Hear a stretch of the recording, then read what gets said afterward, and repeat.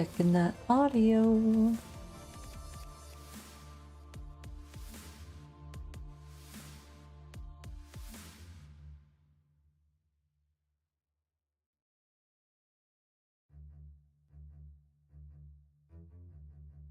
Jen, give me a moment.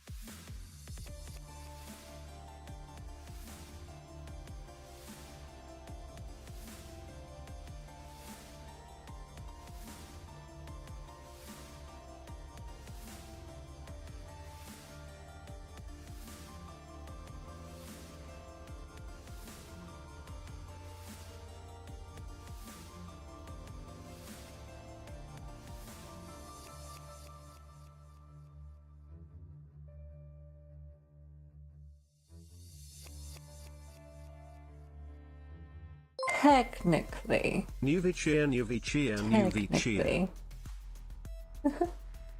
Hi. Good morning. 5 minutes should be allowed. Yeah. As long as the starting screen technically correct. Yeah, I agree. Yeah. I can take as long as I want. No, it says it has to be 5 minutes or less. Huh. I could have you guys waiting for 10 minutes. Hi, but I won't do that. How you doing? Hello Bastion, hello Vec, hello Jin. Hi. What? I'm doing pretty good today, thank you Bastion. I'm tired from work. I'm good.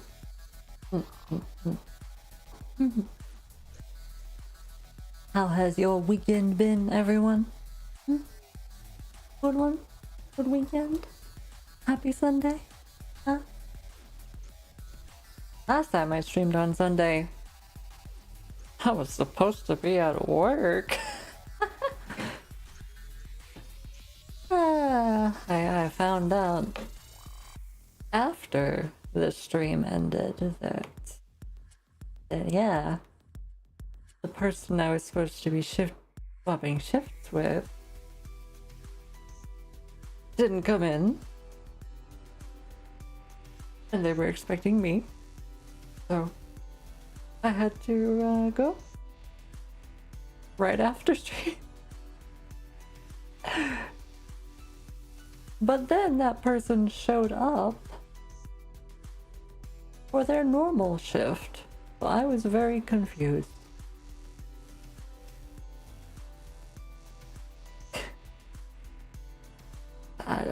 I don't know.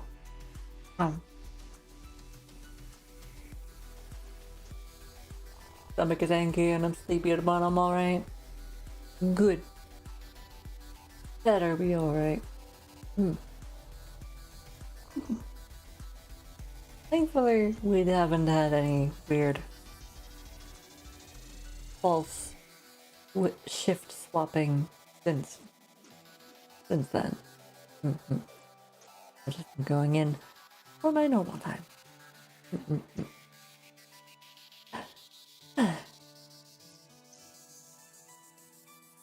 It was so weird.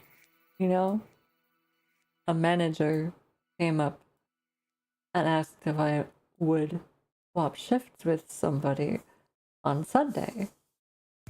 Because apparently they wanted to spend time with their family or something. Yeah, and I agreed to that because sure, why not? I'll get more hours, right? Yeah. Sounds good to me, and I can stream in the morning. But apparently not. It never actually happened. And so I ended up getting less time than I would otherwise. It's very annoying. Very, very annoying. Yes.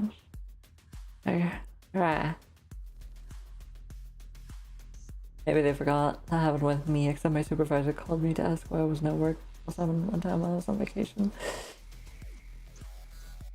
Yeah, they probably forgot. I don't even know. I don't know. I don't know if the manager forgot. I don't know if the person I was supposed to be swapping shifts with forgot. Maybe both. All I know is nobody told me it wasn't happening. And I only found out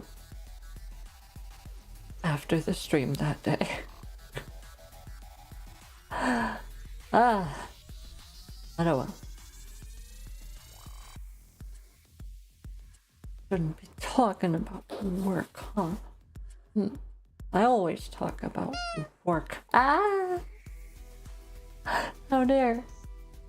So rude. How could this happen to me? I made my mistake. Got nowhere to run. Hi, Dan. How you doing? Hope you're having a good day. And you've had a good weekend.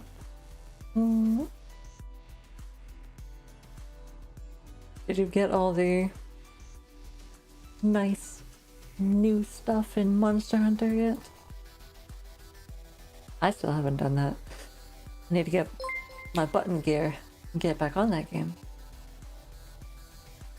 Thank you for the follow, Blarman. Welcome in. Hope you're having a good day. Is it Blarg? You did? Thanks. I got some of the more cute pieces and made a nice outfit out of them, but I haven't gotten everything yet. I'll have to do that this week before the event ends. And we can't. Blog! Hi. What does that mean? I didn't say anything wrong, did I?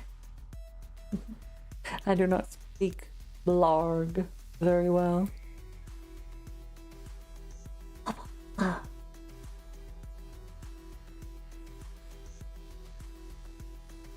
Subtitles, please. I agree. I agree. Yes. Please. We only allow English in this chat so that we can moderate.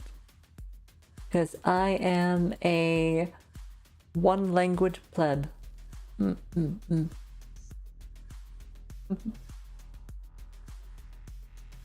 only installed one of those things. One of those language packs. You do speak English. Good.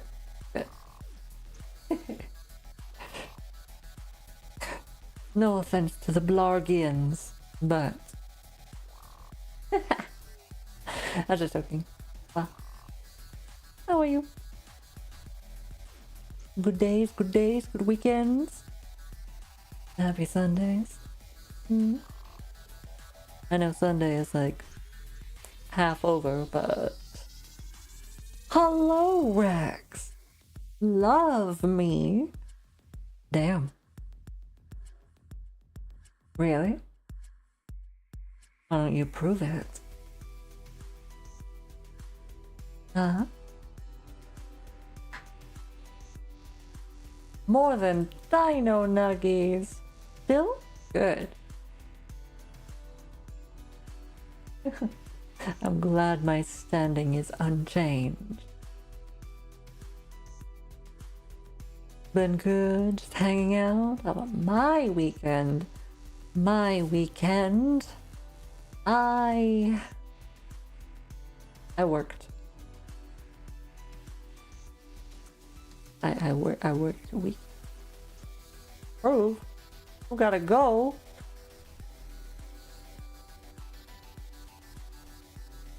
I didn't say you had to kill anyone.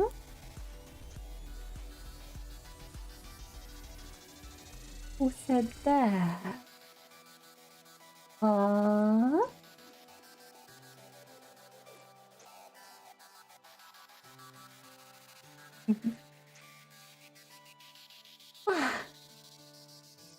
Yes, other than working, it's been a pretty nice weekend. I've been drawing a bit, finally, again. In my current art lesson, the teacher is having us create creatures using an amalgamation of 3 different real-world animals.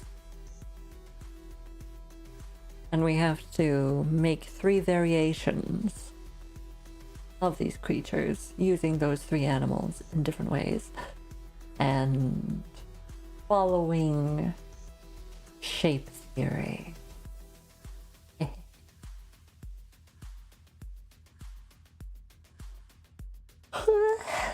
Maybe the one version has to be more like a circle or a sphere. One version has to be more like a triangle or something like that. And one has to be more like a square.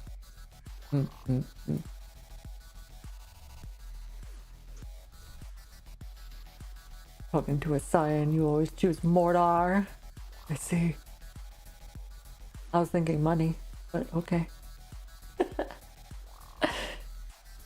Hello, cowboy.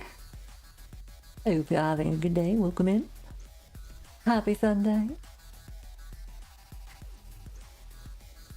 Yes. But I've been trying to do the drawing bit while I, you know, have some small free time. Or while doing other things as well. Mainly listening to things. But I've also been watching an anime. What's it?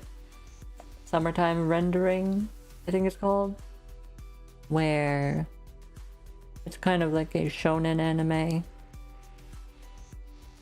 Where there are these shadow monsters that transform into people and then kill them. Very interesting. Very cool. I like it. You'll get a loan. Damn. Don't do those payday loans that have like 500% interest, okay? I don't want you to pay $50 to me and have to pay them like 400 or something like that. Thank you for the follow, Emily Play. Welcome in. How are you?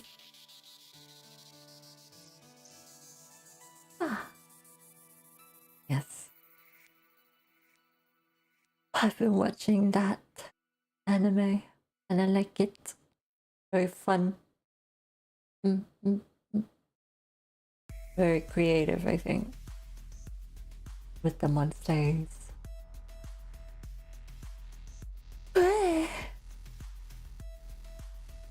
Also been watching Caleb Hammer's financial audit, and it's like, holy crap. How do you acquire so much debt? Oh my gosh. Do I watch Kakegurui? Not yet. I have it. I just haven't watched it yet. But I will. At some point. At some point. It's going to be very interesting when I get to that scene. Yes. It'll be quite interesting.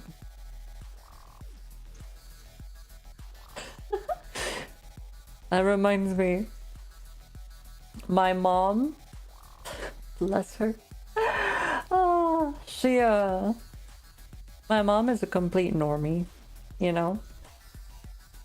Like a good mom should be. She she does stuff on Facebook and all that. But she saw on Facebook this one person who made a character from Kakegurui as a figure from scratch, I think. From scratch. And she was like, oh, showing me this thing. Oh, it's anime, you'll like it. Do you know this show? Could we watch this show together?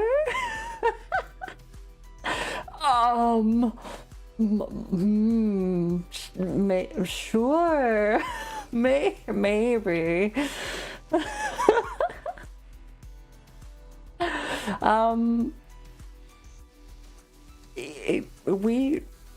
Needless to say, we never watched that show together. We never actually watched it.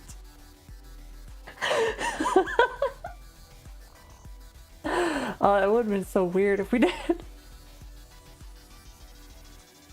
I've watched other anime with her, which has been a lot of fun.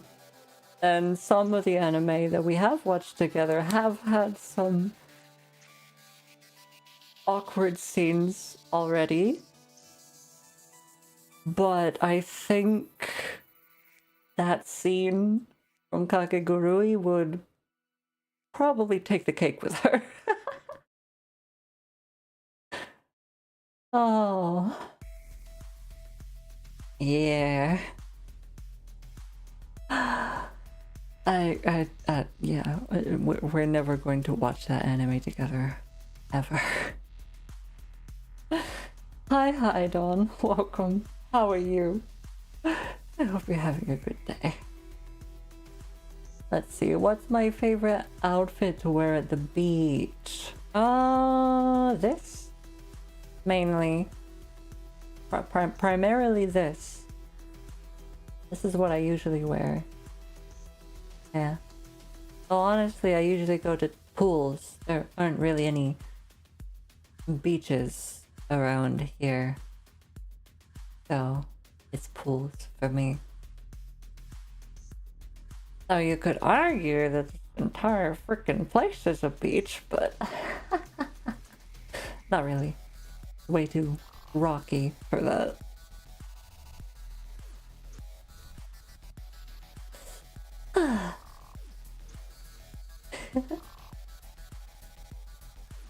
I haven't actually been to a beach in a while. It has been a bit.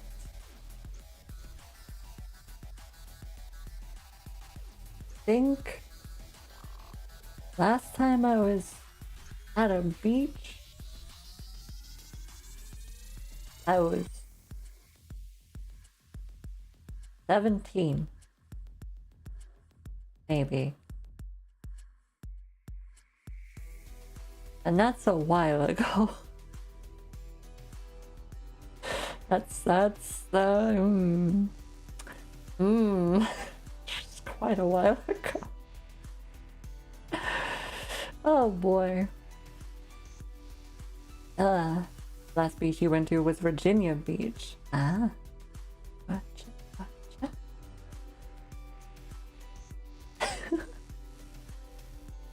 Step on me, I mean what? Step on you. What do you mean? I don't even have my heels on in this outfit. Okay, let me yoink this back on and then here we go. Do platform shoes count? Platform heels? That counts, right? Here. Bing, bing, bing, bing, bing. Bing. Do you feel it? Bing. Do you feel it, Mr. Science?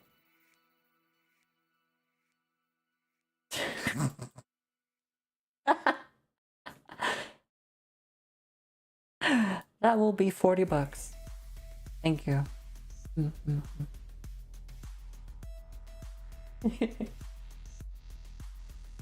Jamaica. You went to the beach in Jamaica. Nice.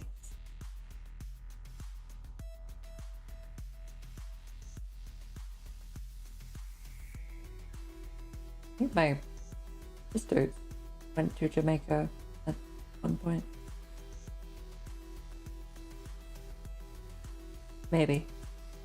I don't really remember. Getting the loan now. I see. Make sure it's a good loan. Like the interest rate. Back in debts would be taking him in. Oh no. Ah, not the debt. Please. Stop. No debt. I'm like in a very tiny amount of debt because car insurance, but ugh. It's not fun.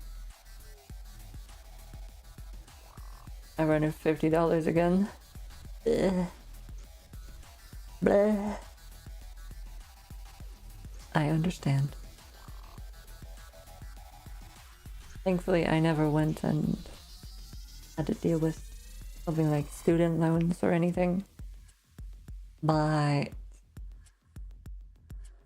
these car payments and car insurance payments are really fucking me over. Terrible. I'm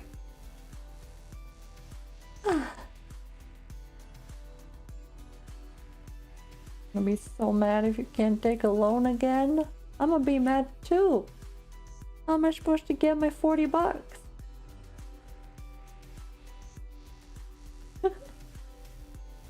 I'm just kidding. Please don't. Please.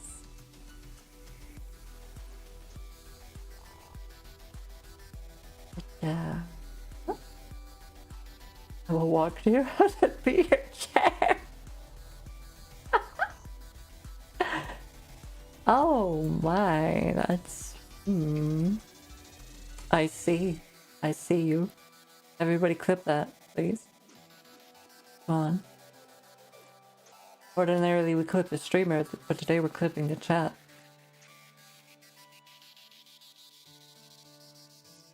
Great. It is, isn't it?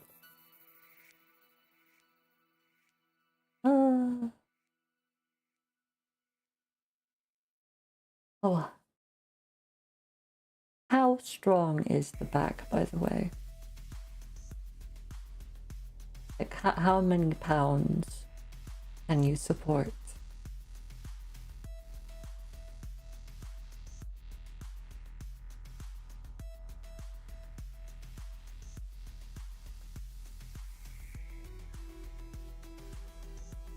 Face? Hold on, what? Face? What do you mean?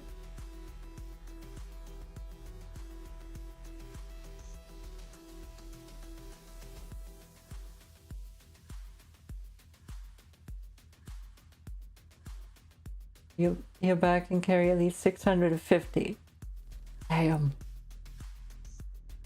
God damn. Oh, I see. It's a lot. How much you can hold on your back before it hurts? Oh. Okay. You should have no trouble holding me then. Hi, Grim. Welcome in. How are you?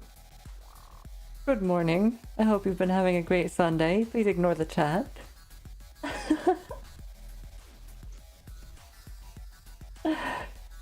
Oh my. You are existing. I see. That is good. Good to exist. I am existing as well. Yes. Existing after work. Life after work. Do you believe in life after work? I don't, really. I come home from work most days and I'm dead. And you hear chat.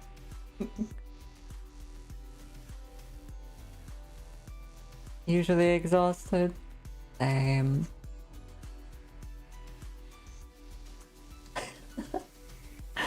Oh, that's a high roll on that Riz. Hey, Falconia. Welcome in. Good morning. Happy Sunday. Hope you've been having a good one. I also agree. Life after work is an urban legend. It is. Hi. Howdy doody. Ah.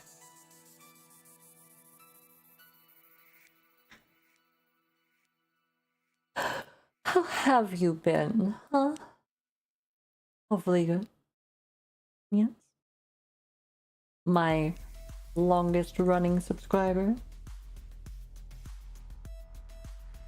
Still don't know how this happened. I keep forgetting it's August now.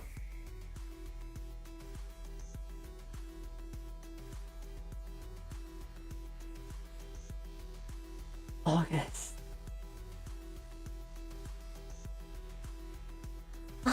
My sister's birthday is coming near the end of the month.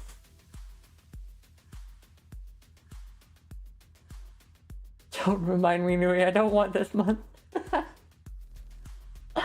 Why? What's wrong with this month?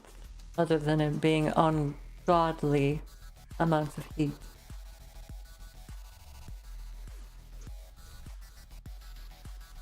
Doing pretty good. Dealing with massive hangover from yesterday, so taking it easy today. Gotcha. Yes. Recover. Live. Nurse that hangover.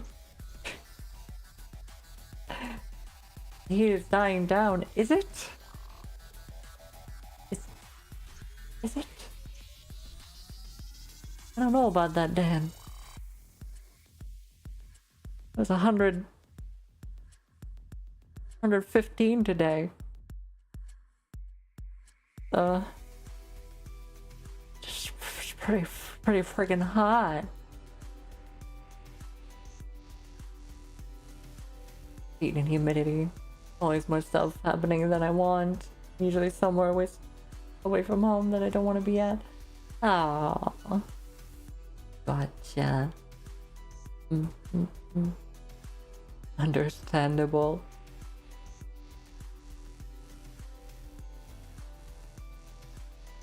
Hi, Ghost. Almost missed the stream. We just started. Too mean. Welcome in, though. I hope you're having a good day. Hi. Happy Sunday.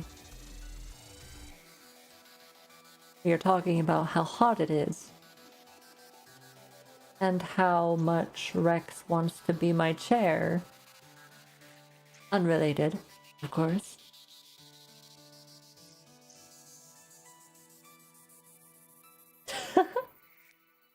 Boy.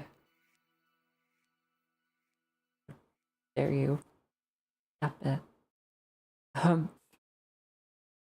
Humph.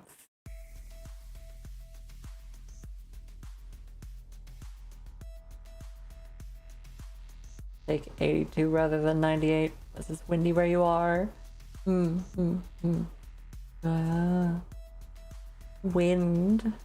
That would be nice.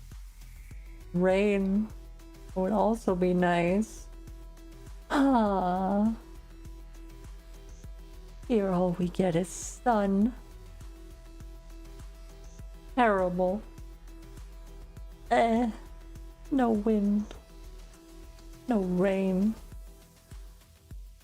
Nothing.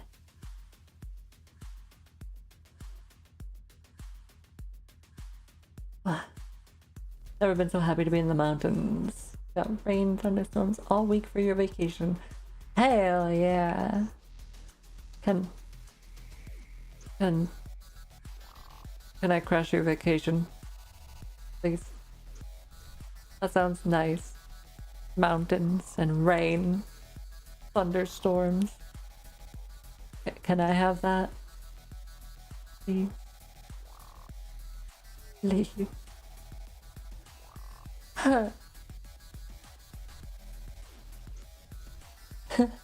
We brought 2 controllers for co-op Lego game.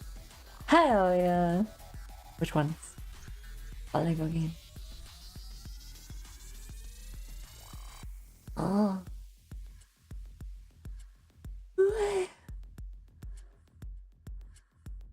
Yes, 90 is much better than hundreds. Much better than 115 plus.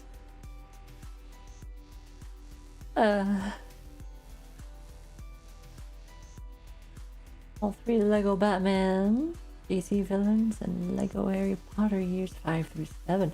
God damn! Got a lot. Wow. Hey. I haven't played any of those. But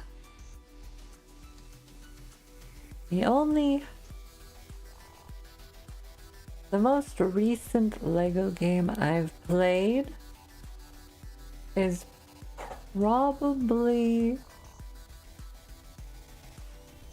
the Lego Star Wars trilogy from, I think, the prequel trilogy actually. What was that, like 2004 or something?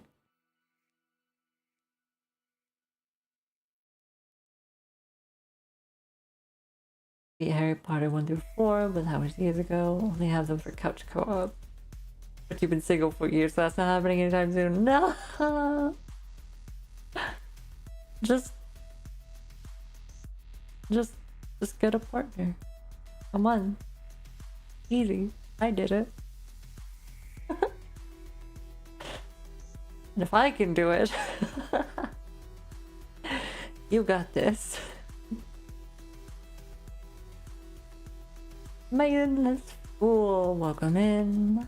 How are you? Hope you're having a good day. Happy Sunday.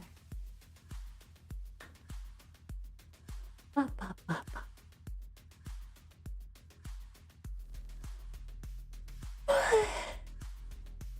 Nah.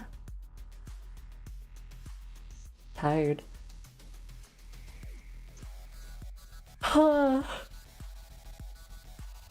I bet if I laid down on my bed right now, behind me, I would probably pass out in like minutes.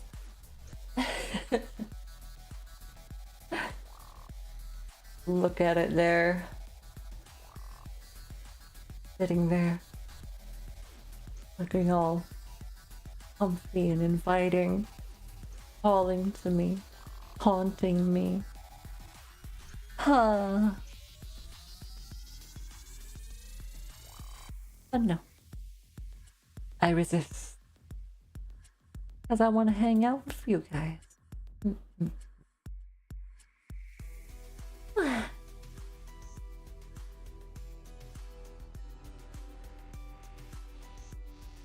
Oh. When did that Lego Star Wars come out?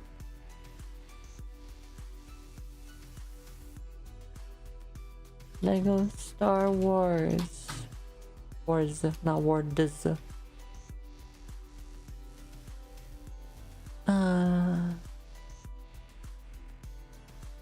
Wars 3. Was that it?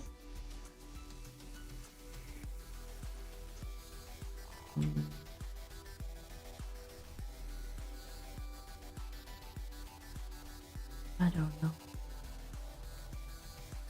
No, this was... No.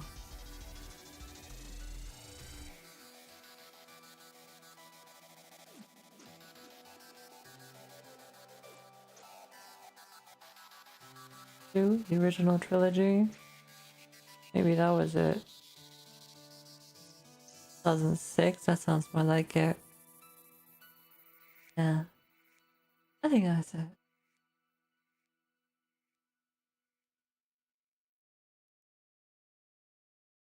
Hi. Hi, Mr. E. Welcome in. How are you? Are we having a good day? You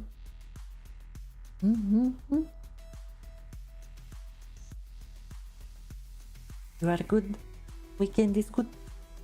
Weekend is good. Yes. Weekend. Very good. I get money.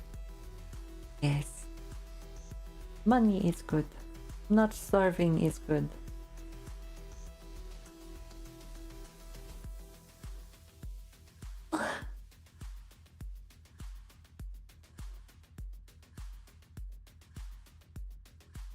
Yes.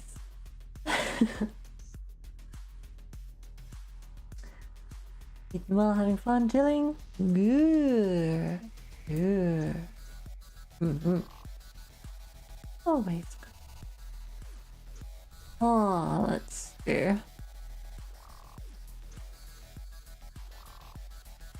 I wonder.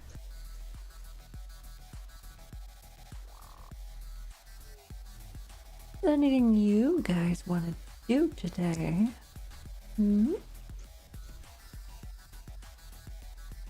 Anything?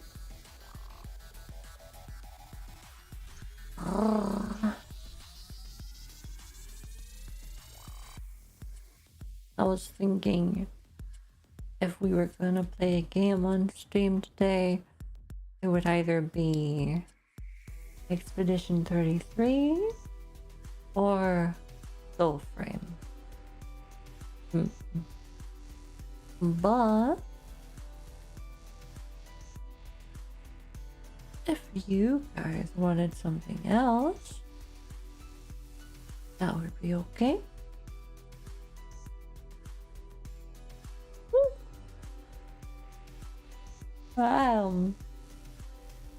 Because there may be something we could all do together. That would be cool. Tataro 4 plays. Hi.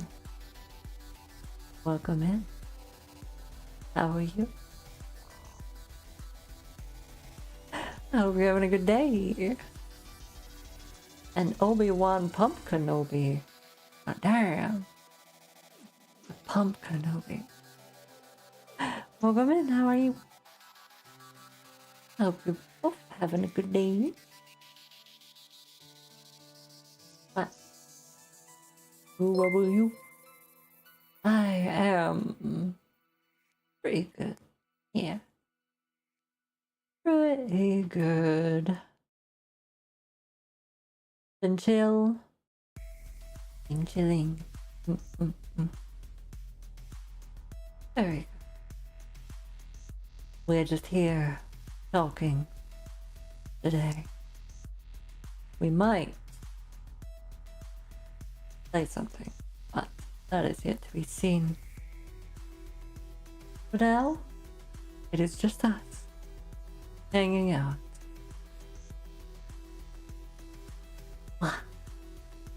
What's been going on in your life?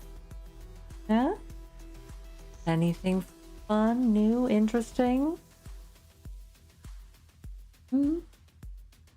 Anything you'd like to share with the class? Perhaps.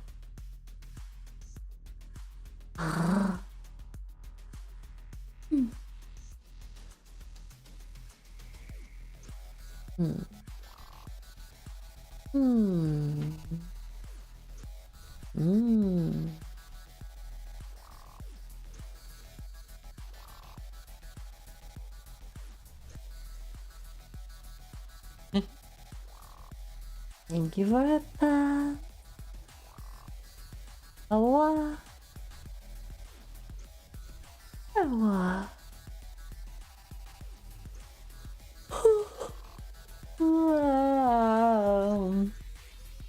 Wah. Wah. New activity, new chat activity. Discover ways to wake Nui up and stop her from yawning. When's the next Claire Obscure stream? And you still enjoying it? I am still enjoying it. Yes. Very much. Ah? Ah? Oh. Assault. Ah. I don't know if that's waking me up. Ah. Trying to make me sleepier, Nui. Oi. Not trying, but that is apparently just what I do. I'm apparently very good at making people sleepy.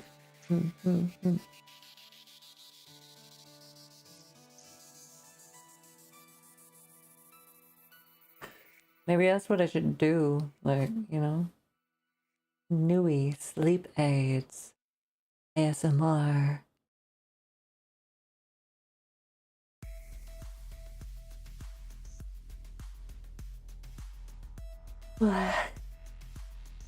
The voice. I don't know. I don't know what about the voice makes everyone sleepy, right? Hey, it's something. You know, honestly, maybe I should. ASMR sleep aids. That could be a good idea, maybe. Would have to look up something to read or something. Maybe write my own script or I don't know.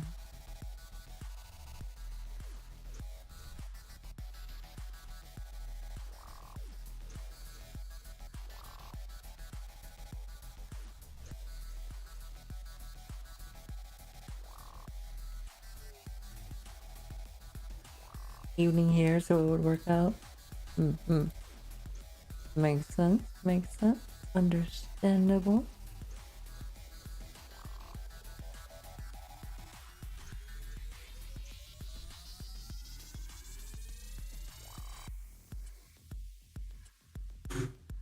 What?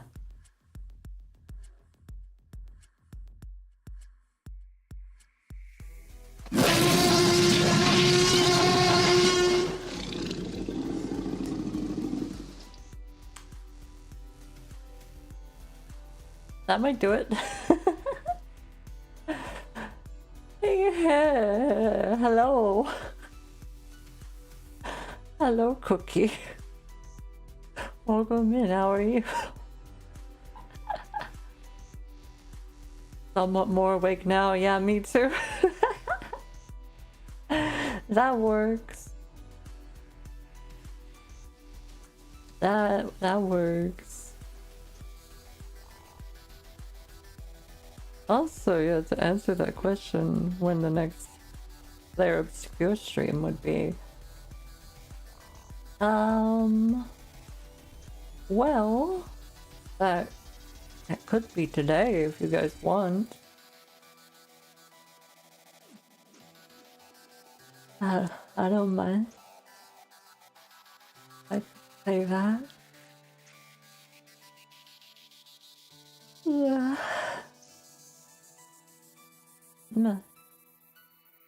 And it's gone. You say that as you yawn. Oi. I always yawn, okay? Aww. Especially on stream. Cute. Eat, damn it! Eat? But I'm not hungry. And eating would probably just make me more sleepy.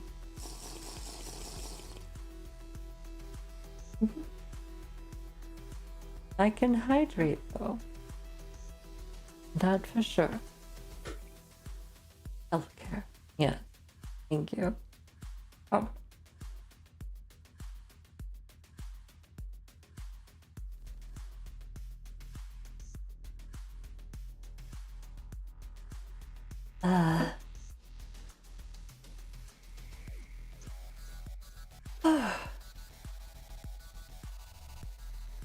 Wait. I can't stretch. The stretch was not redeemed, so I cannot do that. Therefore, I must stay in this position, all stiff and rigid.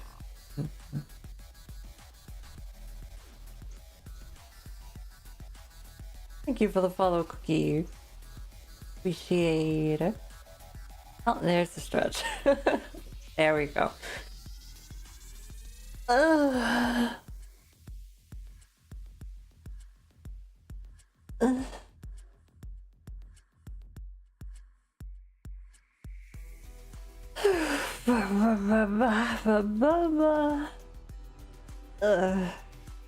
Okay. Thank you.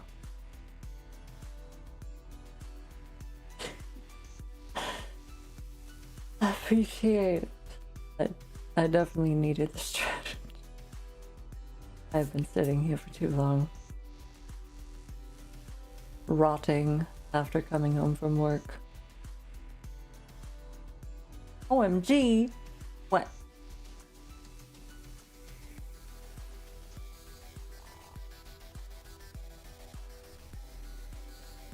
What? Something happened? Hmm?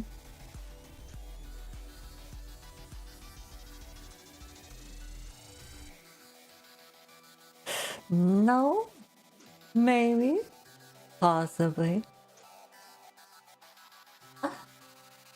On the topic of ASMR, you know what? I'ma do it. I'ma do it. And we'll kind of slightly, maybe, gauge it as people's interests. Yeah?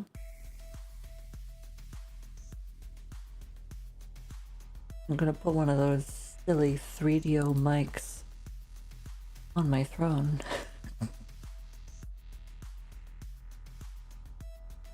Why not? Right?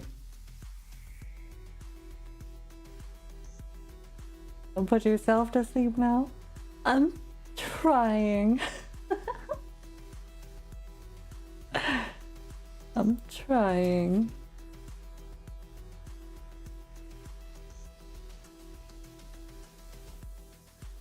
Jeez, these are expensive.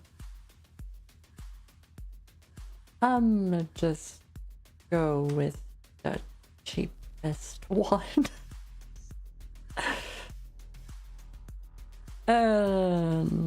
Yeah.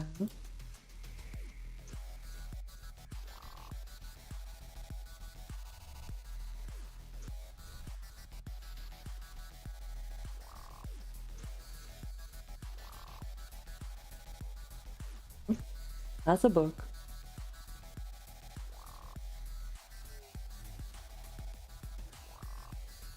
Boing. They work. Haven't used drone in a while. How much you paying? Huh?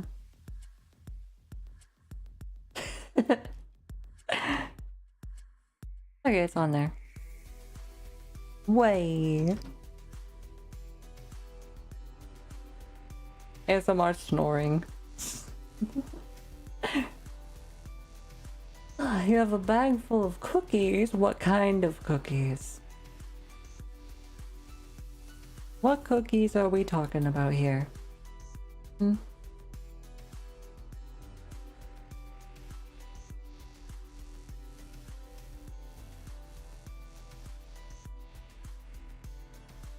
Double stuff. That's still very vague. Double stuffed what now? Hmm? Hmm?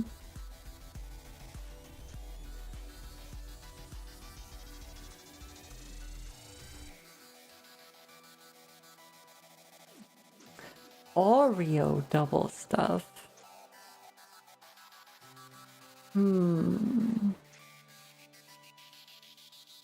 I don't know if I'm that much into Oreos anymore. Unless they're put in ice cream. Then I like them.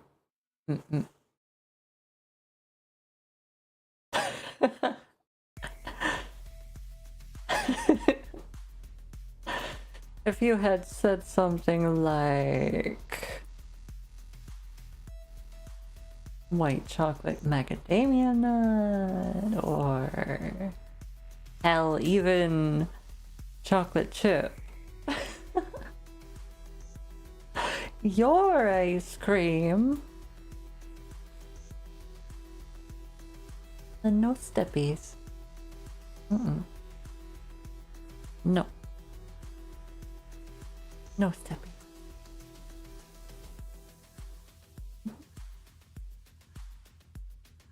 It's a Ahoy Chewy. Oh. I see. I make my own cookie. And they're really good, like holy crap. It's been a while since I've made cookies. Do that.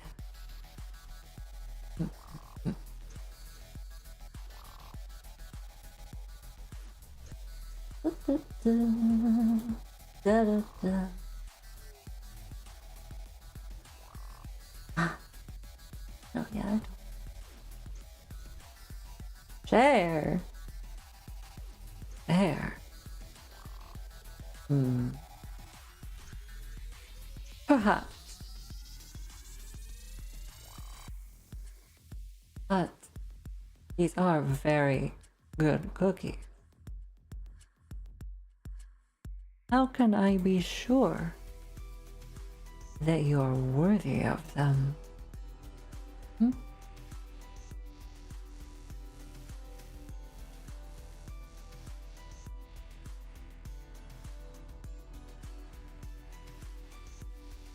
How can I be sure these cookies are going towards a good cause?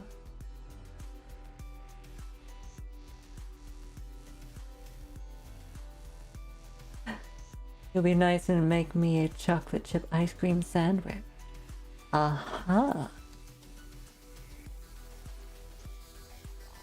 That could be good.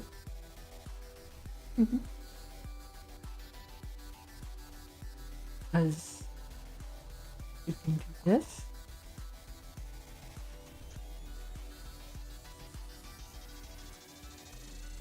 Do what?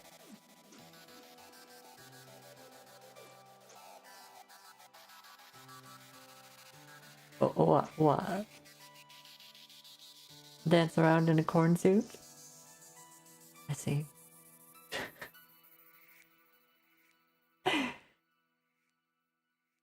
Interesting. An interesting way to prove yourself, for sure.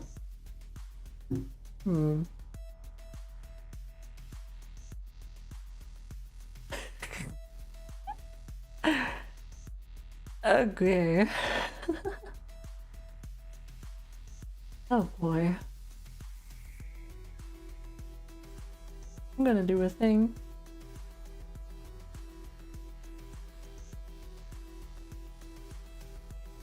What else to do this? What?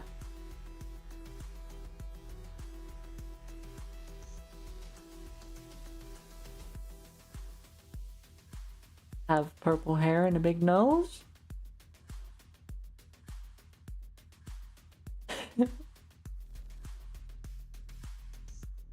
What should we do? Okay. Let's see.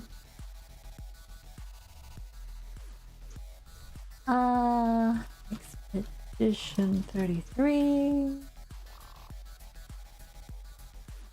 Oceanomics.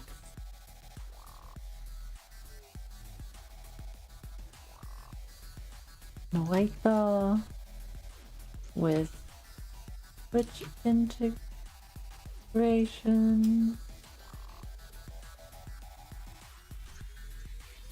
Although I'd have to set up the I have to set up the redeems again. Never mind.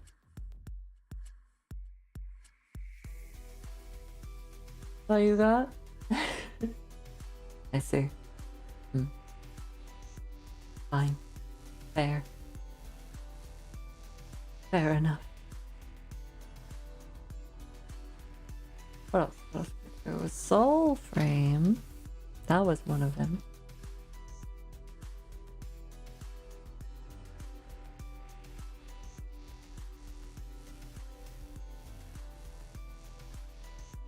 Yuri visual novel.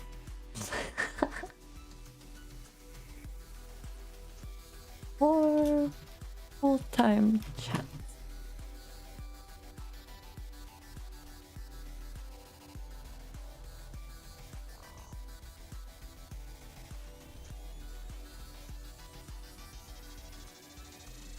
Yeah. The new game that's in development from the people who made Warframe.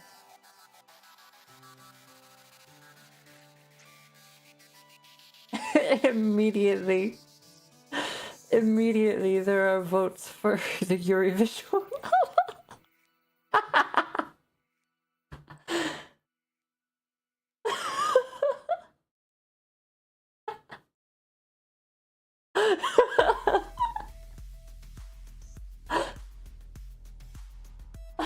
Oh my god.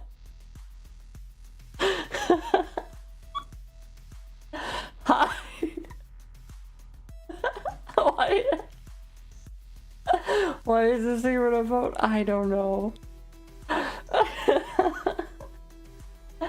I wanted to give a range of options, I guess. Hi, Ezekiel. welcome. How are you? I hope you're having a good day.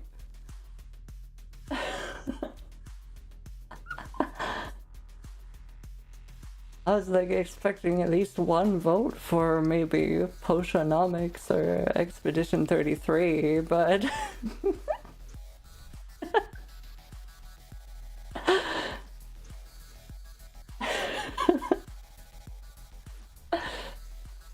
something wrong with the vote. For some reason my eyes only see one option. Yuri visual novel. Uh-huh. Gotcha. Yeah.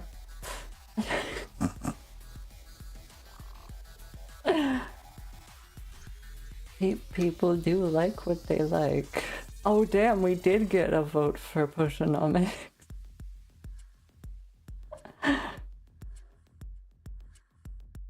Didn't know you played visual novels? On occasion. Yeah.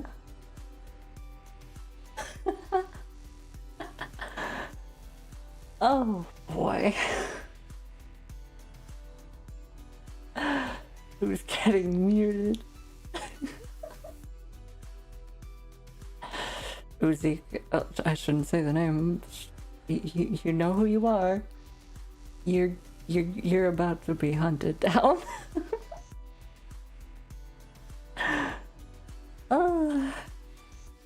I used to play visual novels more in the past, but I haven't played one in a while.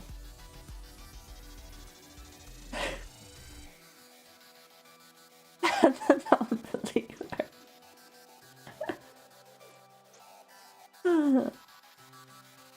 What's the reward, Cookie?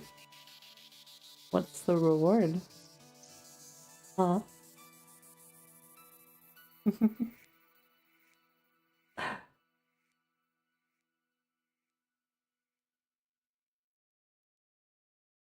It's a surprise. Their head gets crushed between thighs. I see.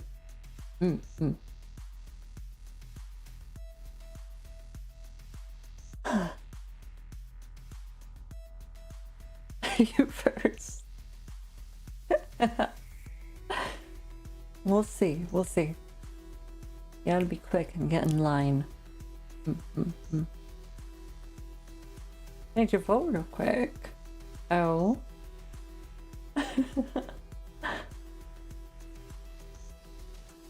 You only just now got the Discord notification? Oof. Rude.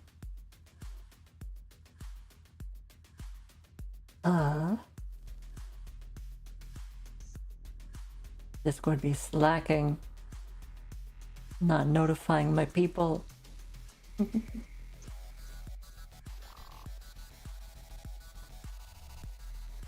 Well, I wonder which one is going to win.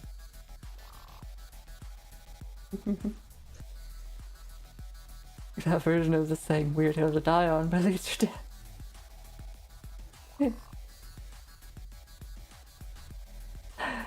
Alright.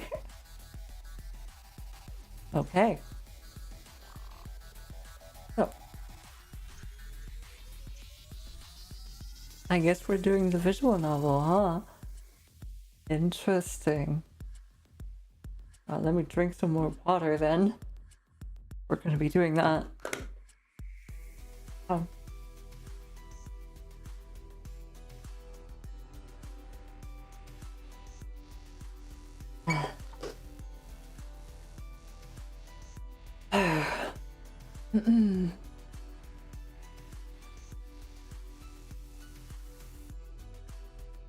So disappointed. Potionomics lost. Magical Leo Pleurodon Charlie. Damn. He's magic? Animatic, can I talk to him?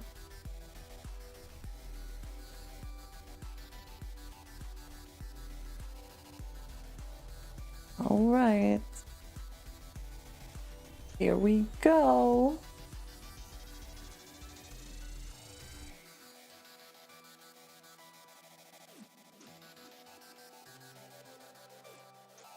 Changing categories.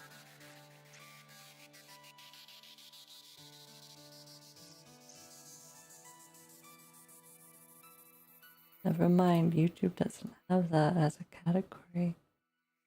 Alright. Just gaming then. Okay. You guys ready? I hope you are. Am I ready? I don't know. We'll see. This could be really embarrassing. Okay. So, I haven't played any of this game yet.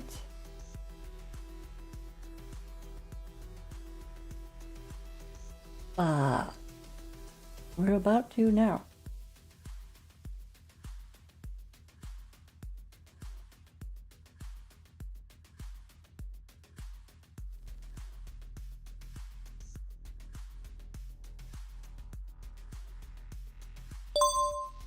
Ow. Ow. Loud. Please. Will probably be embarrassing. It's your fault, just so you know.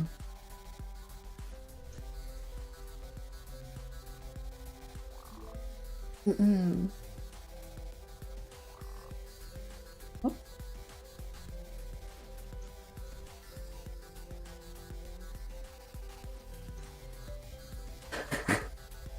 Can't believe I'm doing this. Alright. Alright, here we go. Hi. How's it going? Bang. Good morning. Hi.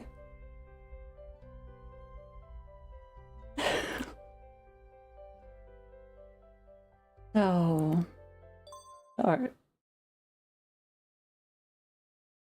Celine. That's a good name. Should that be our name?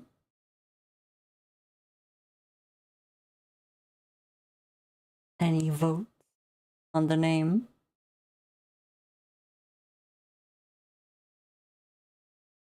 All caffeinated and ready for this? Yeah.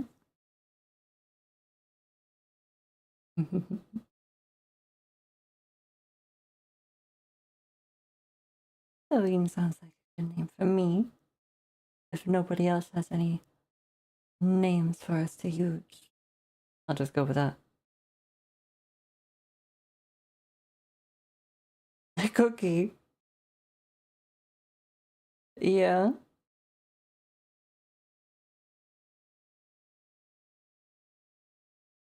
Cookie. Like this? Yeah. Oh boy.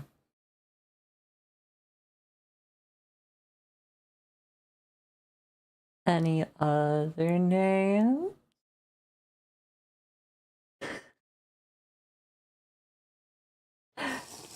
Oh, hydrate again. Okay. Ow.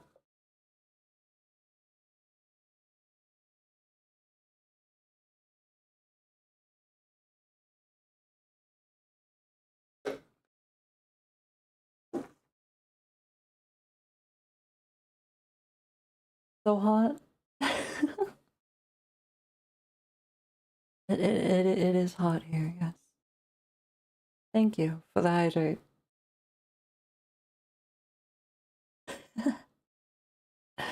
All right.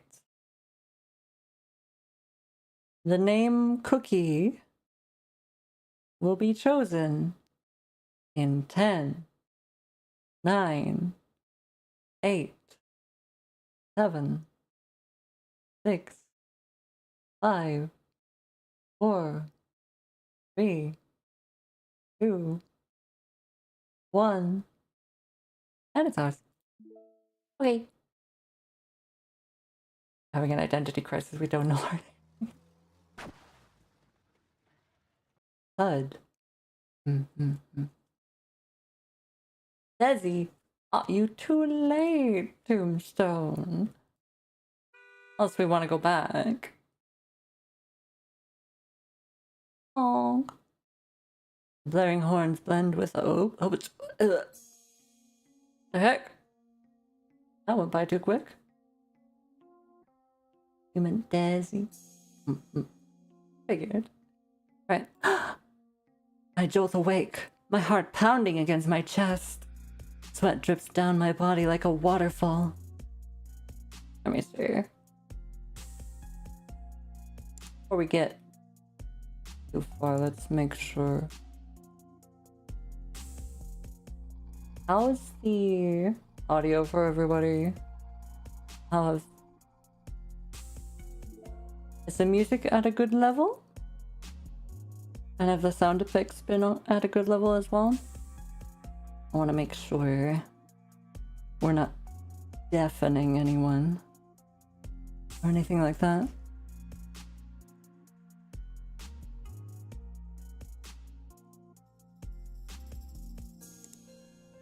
Sounds fine? Okay.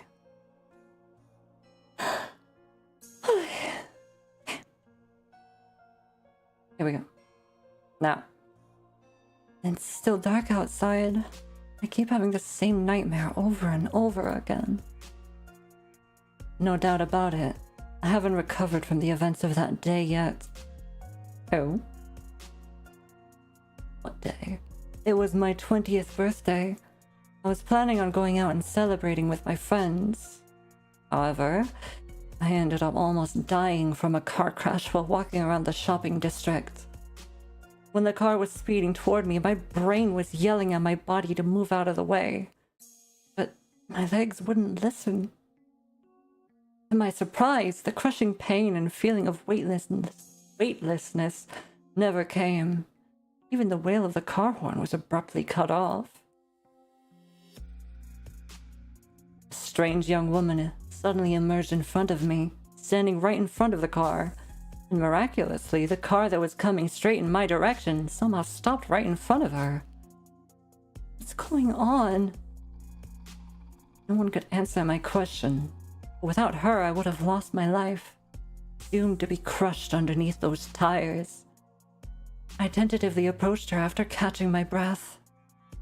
Thank you, but let's not stand in the middle of the road. It's dangerous. She stood there, motionless, her eyes shifting as I approached her. Hello? Worry not. They call me Phoenix. I stepped forth to offer thee my aid as thou wast in most perilous of situations. I see. Phoenix? What a weird name. And why is she talking like that? I have come to seek thee this day to resolve matters of the utmost urgency, so dire that they concern thine own life itself. What? My duty is to safeguard the Yarn family for 1,000 years, yet thy life draweth near its end. Alone I wield not the power to alter the course of thy fate. Thou art meant to perish in that fateful collision, yet I have spent mine own power to grant thee but 1 more year. Alas, bending the will of heaven doth consume my strength greatly. I must retreat into the mountains and resume my cultivation. Thou must seek out thy fated lover, for only they may save thee. Shouldst thou fail, none shall be able to save thee then. My fated lover... Wait a second, are you saying I'm going to die if I don't find my soulmate? Phoenix nods. None of what Phoenix said made sense, but she had miraculously stopped the car and saved my life. Her words defied reality, but so did her actions. We got choices! Okay. What should we do? What should we say? Let's see, we got what should I do? Immediately believing her, asking what next. How do I know you're not lying to her? We can be suspicious. How do you know this? Yeah, that's also kind of suspicious, but not as suspicious as accusing her of lying. How does she know? Yeah? Okay. Curious? True. It's more curiosity than suspicion. That's true. Okay. How do you know this? My heart was filled with doubt, but there was another subtle feeling I couldn't shake. How do you know all this? Who are you? This path hath been etched by fate itself. 'Tis not yet thy time to know. Since you're my guardian angel, you know who I am, right? Cookie, 20 years of age. Her words left me stunned. This woman who I'd never met before in my life managed to answer correctly. I wanted to say something else. She suddenly disappeared. Her last words were, "Tread lightly." I was completely lost in my thoughts. What was going on? When I finally came to my senses, I found myself pulled to the side of the road by my friend Megan. That was so dangerous! What were you doing standing in the middle of the road? You're lucky that car stopped in time. Otherwise, your 20th birthday would have been spent in the hospital. I didn't respond. Megan waved her hand in front of me. Hello? Cookie? Everything okay? In that instant, everything turned black and I lost consciousness. Later, I woke up in the hospital. Megan had taken me there. The doctor examined me and said I was lucky I hadn't suffered any serious injuries. My elbows and knees were bruised, but that was it. I'd fainted from shock. I asked Megan if there was a young woman who helped me. She said she didn't see anyone. All she remembered was that I had fallen to the ground. Fortunately, the driver was able to brake in time, so I only suffered minor injuries. Phoenix. Fated lover. Guardian angel. I murmured to myself. I'm still lost in my thoughts when suddenly my phone buzzes. Who's texting me so early in the morning? I grab my phone and take a look. My mom. She's an early riser. I sigh and start typing up a response. Remember to eat on time. Got it. Mom, why are you up so early? It's the weekend. Something wrong? Oh, sweetheart, did I wake you up? No, I was already awake. What's up? I know we said we'd come home next week. Again? We haven't come back in ages. It's boring. I'm stuck at home all alone. You should be glad you don't have two overbearing parents lecturing you all the time. No way. Have you two finished packing? Ship you whatever you're missing. Yes, we have. Don't worry about us, okay? Take care of yourself. Don't hesitate to contact me at any time, alright? Remember to eat. I can't help but worry about you. I know. I'm already an adult. Have a little faith in me. Sweetie. Okay, I have to go.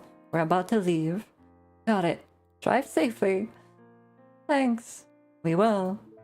Oh, by the way, a new tenant will be moving into the apartment next door.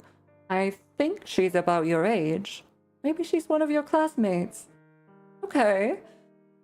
I'll talk to you later. Bye. Take care of yourself. Don't worry about me, Mom. Bye. I turn off my phone and massage my temples, my head aching from everything that happened. Glance at the clock. It's still too early to get out of bed, so I decide to go back to sleep.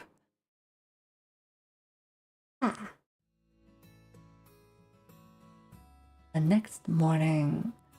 Almost 9 in the morning when I wake up again. Well, it's the same morning, just a couple hours later. My sleep schedule has been messed up ever since the accident. I went to see a doctor who diagnosed me with insomnia. She said it was caused by the trauma I had recently experienced and prescribed me some sleeping pills.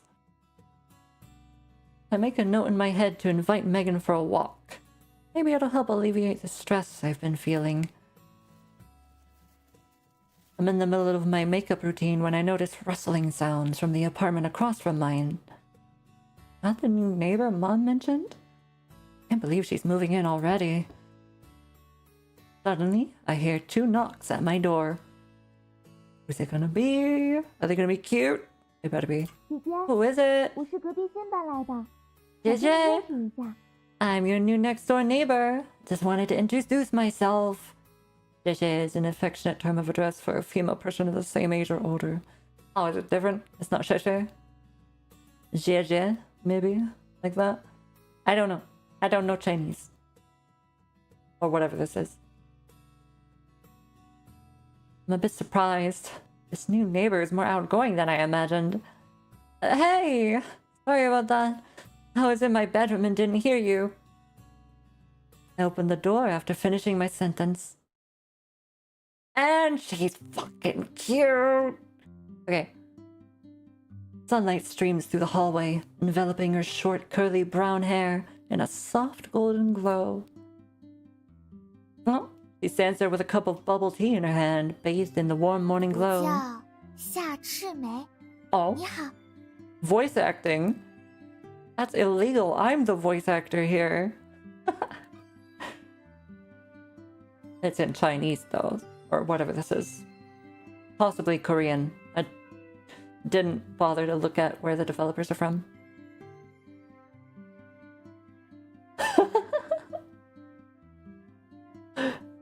You missed your chance to call dibs on this one too, Tombstone.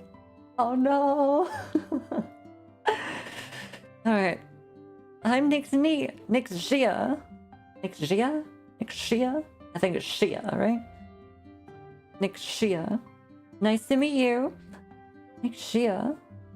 Sounds familiar. My initial wariness of her immediately vanishes. I smile, shaking her outstretched hand. Hello, I'm Cookie. 我知道呀。 I know you're 姐姐 Cookie. Huh?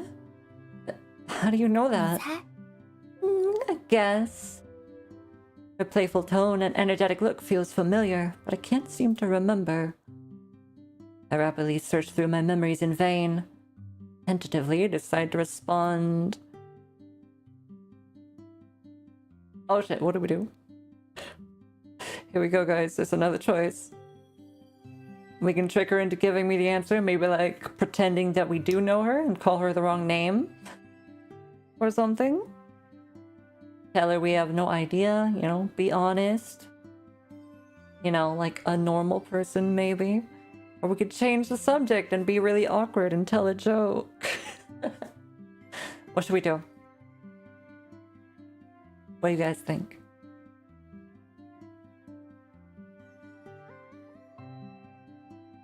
Personally, I kind of want to try tricking her into giving the answer. That's what I would try doing.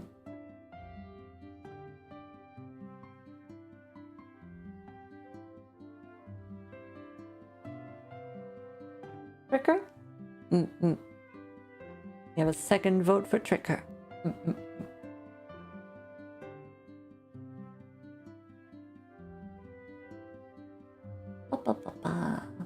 Trick. Yeah. Hey. 3 votes. So I think we'll do that. Tricker. I'm sorry. I was in a car crash a few days ago. Everything's a little jumbled right now. 车祸，没事吧？身体要不要紧呀？ Are you guys alright if I turn the voices off? That way I can read without it being weird. Unless you guys just want me to only voice me. And apparently Phoenix, because she doesn't seem to have a voice. Yet, at least. Yeah? Okay?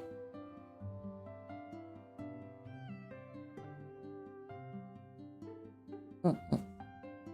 Okay.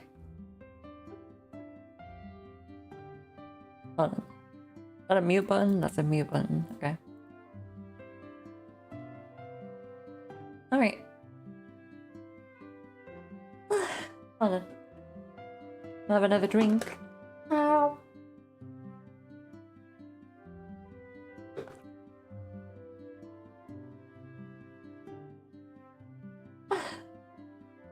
Ba ba ba.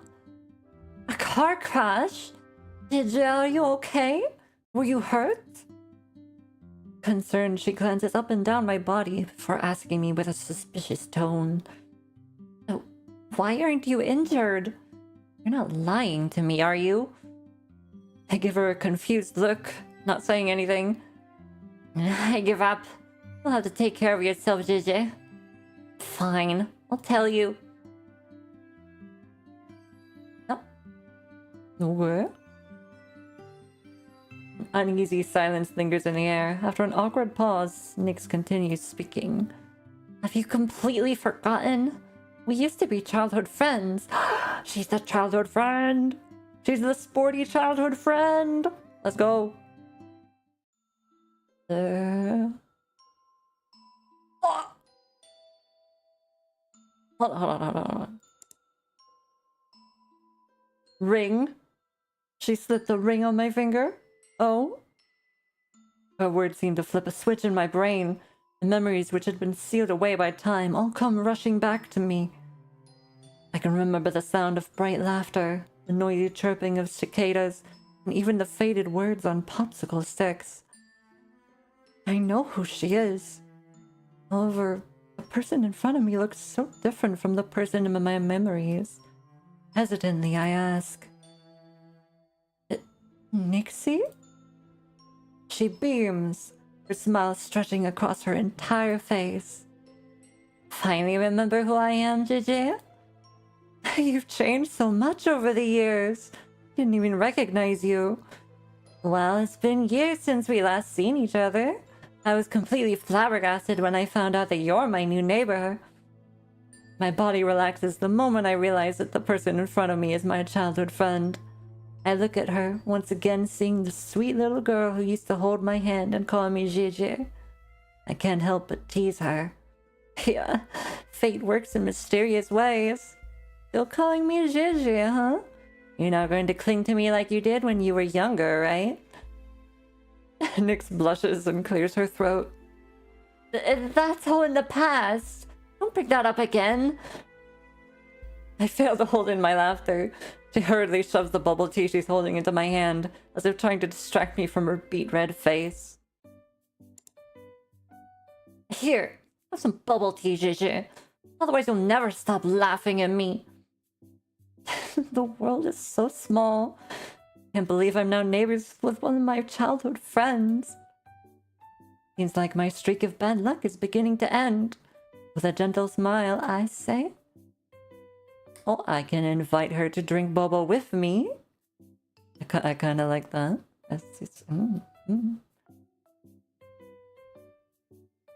No hair mending. Aww, that's wow.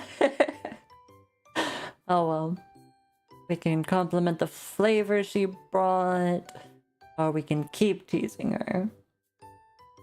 I think if we keep teasing her, she'll just get mad at us. And compliment the flavor, that doesn't feel very impactful. It feels kind of mid. Yeah. I feel like it would be good to invite her to drink boba with us so that we can spend time together and catch up. Right? Do you agree?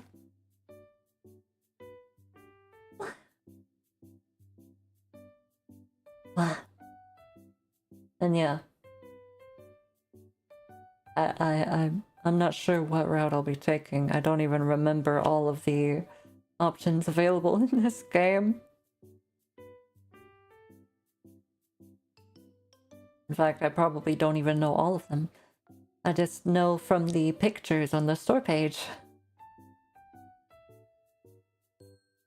Alright. I think I'ma pick this one. Let's invite her to drink boba with us. Hell yeah. You bought this from the boba shop nearby, right? Don't they have a promotion going on right now?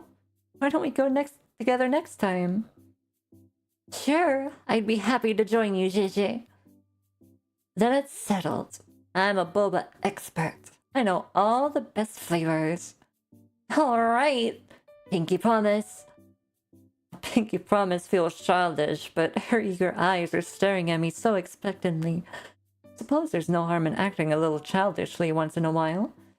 I think to myself as I touch my fingers to hers. Good luck in your quest for love. Thank you. Are you leaving? Where? Why are you leaving me? Huh? Alright. Second our fingers lock, the corners of Nyx's eyes lift. Cross my heart and hope to die. It's a deal. For long, we find ourselves reminiscing on our childhoods. I learned that she moved to the city all by herself. None of her family lived nearby. She's 2 years younger than me, and she's all by herself in an unfamiliar city. But I can't help but worry about her. Listen, you can contact me anytime if you need help, alright? Okay. Can't wait for our future dates, JJ. Date? Does she mean what I think she does? We continue chatting and exchange Instagrams. Aha. We've added each other as contacts. Let's go. Look at this. I've already got a girl's contact. I've already got her Instagram. Hell yeah. Alright. I'm here. Sorry to keep you waiting. Who dat? Oh, Megan. Okay. How am I doing Megan's voice? I don't know. Look for the source of the voice and find Megan on top of the stairs, panting. Megan, you're here. 1 second. My new neighbor just moved in from across the hall. We were talking. New neighbor? Hello, I'm Nyx Jia, JJ's new neighbor. Hello, I'm Megan Lee, one of Cookie's close friends. I often stop by her place to hang out. I think we'll be seeing a lot of each other from now on. Really? You two must have a great relationship. So jealous. Well, we've known each other all throughout college. Nyx shakes hands with Megan, a smile on her face. Now that Megan's here, I say goodbye to Nyx, grab my bag, and head out. We going to college now? Start making my way down the stairs when I hear Nyx's voice coming from behind me. JJ! I instinctively turn around. Nyx is looking at me, her eyes glittering. Be careful! Have fun, JJ! I respond with a smile on my face. Yes, and you be careful as well. Take a break if you get tired unpacking. Sidewalks are more crowded during the weekend than on weekdays. Megan and I have no intention of buying anything, so we slowly walk through a bustling shopping district. I can't believe someone has finally moved into the apartment next to yours. It's been empty for so long. Nice to have a new neighbor. Maybe you'll need her help with something in the future. I chuckle, thinking of how clingy and childish Nyx is. Can't imagine myself asking her for help with anything. Much more likely that I'd be the one helping her. I knew her when we were kids. She's 2 years younger than us. Wow, so she just turned 18. No wonder she's looked so young. Can't believe she already moved out to live independently on her own. That reminds me, internships are about to start soon. Have you figured out which company you'll be working at? That's a tough question. I sigh. Megan has reminded me of the biggest problem I'm currently facing. Getting a job. I feel that, Cookie. I feel that. Internships aren't that easy to find. Ocean City is an economic hub. There are lots of opportunities here, but it comes with its challenges. An internship at a good company would make my resume stand out after graduation. My grades are good, but everyone else applying for the good internship positions are also incredibly talented. But I still want to get an internship with Huan Yu. Can't give up before I even try. Huan Yu is a big internet enterprise in Ocean City. Its recent projects have been leading the way in innovation. Plus, I've heard they pay well. The company I want a job with the most. Huan Yu. I heard that company's pretty hard to get in. Well, you don't know until you try. Don't worry, I have backup options if that doesn't work out. I'm not surprised. You're always prepared for whatever might come. I keep up the smile on my face. Megan grins and playfully shoves me. That's it? I returned to my apartment after saying goodbye to Megan. What Phoenix had told me a few days ago about finding my soulmate still feels like a dream. I'm lost in thought. Before I knew it, I'm already standing in front of my apartment. There seems to be someone squatting near my front door, her frizzy hair bobbing up and down. Eh? Nixie? She lifts her head at the sound of my voice. Not sure if it's my imagination, but the lights in the corridor seem brighter the second she looks up. You're finally back! Yeah, I'm back. What are you doing at my front door? You need help with something? She smiles and shakes her head. Nope, I was just waiting for you to come back. You were waiting for me? Yeah, I really wanted to see you again, so I decided to camp out in front of your apartment. Sorry, did I scare you? She did scare me, but seeing the tears welling up in her eyes, I softened my tone. No, you didn't. Why don't you come in? You should text me next time. I'll come home earlier. Okay.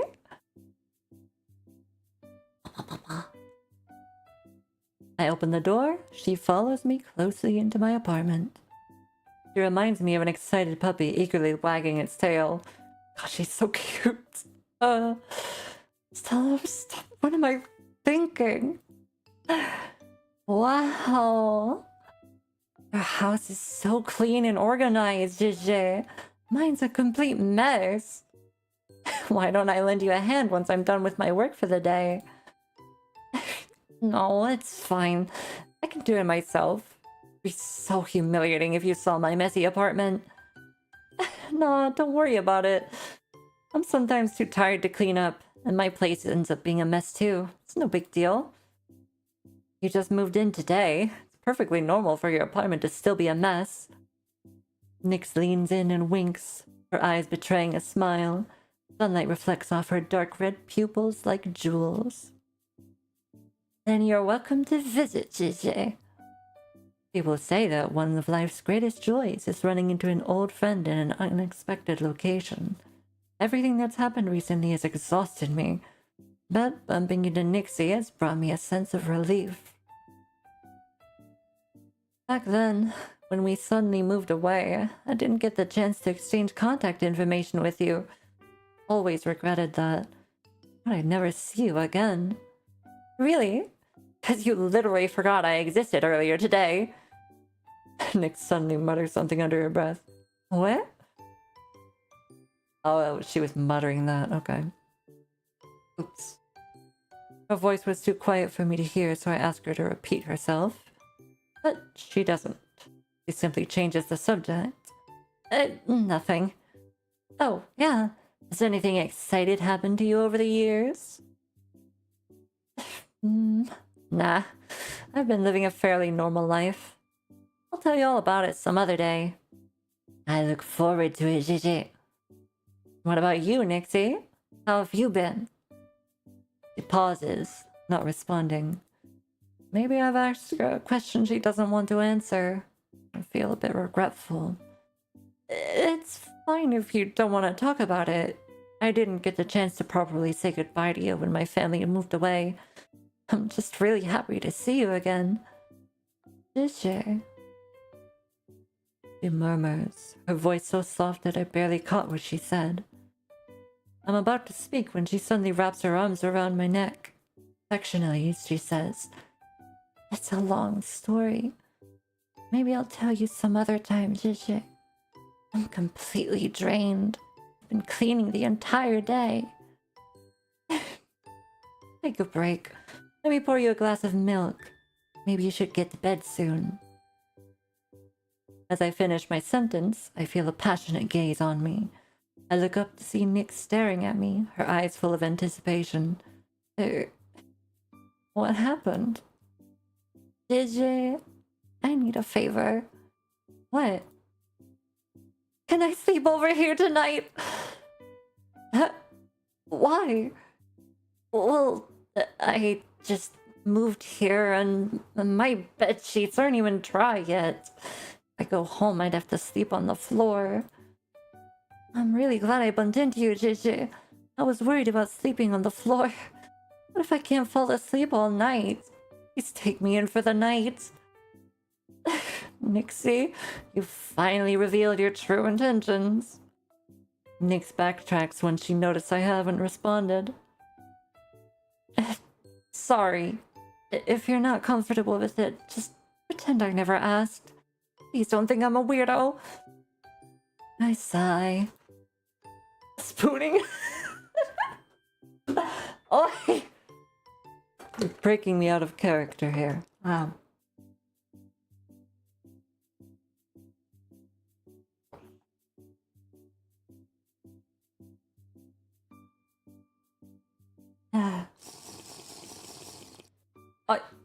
I'm already doing that.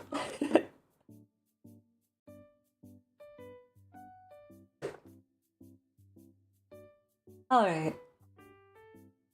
I don't think you're a weirdo. So you're letting me sleep over?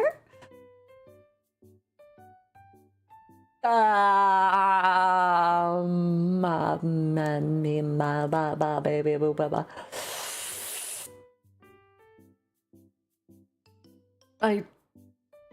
I don't think this would go over well. Not yet. Invite her. But we just hold her captive. As Scorpion would say, get over here. Yeah, you want me to, yeah. Here, I'll be a coward and just save first. Let's do it. Invite her into my bed. Let's go. My bed's a little small. We'll have to squeeze together. I couldn't just stay in the guest room. What were you imagining, Gigi? That's what I meant. The bed in the guest room is quite small.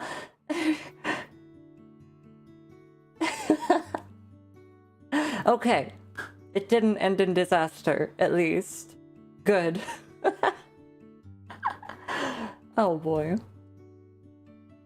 What are you guys making me do?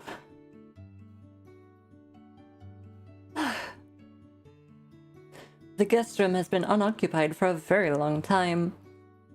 Everything in there is covered with a thin layer of dust. It needs to be cleaned. Nixie isn't familiar with my apartment, so she trails behind me, trying her best to help. After we finish tidying up the guest room, Nixie tells me she needs to go home to grab some of her belongings. I collapse on the sofa and let out a huge sigh. Never imagined I'd be here, reuniting with a friend I haven't seen in years. Hi, Virgil. Welcome in. Hope you've been having a good day. Happy Sunday. I am reading Beauty and the Beast Stockholm Syndrome in the works. Soon, yes. Alright. My childhood memories are like popsicles in the summer. They had melted away and evaporated into clouds of vapor. And now, with Nixie's reappearance in my life, those memories seem to have come back. I get lost in the memories of my past. Bing bong! The doorbell rings, interrupting my train of thought. I shuffle to the door, my slippers sliding across the floor. When I open it, I see Nick standing outside, now in her pajamas. She looks even more like a kid with this outfit on. I just finished cleaning up. You can go to sleep. Thanks, Gigi. Why don't I buy you lunch tomorrow? I probably can't tomorrow. I have classes. Oh, I see. What about some other time then? You don't have to. What about you? Don't you have classes you need to attend as well? Let's move on from that. Anyways, why are you still up, JJ? It's so late. Nixie doesn't seem to want to talk about it, so I don't press for more details. She heads over towards the guest room. Before heading in, she looks back at me and waves, a smile in her face. I'm going to bed. Good night. Good night. Sweet dreams. You too. I'm happy I got to see you again.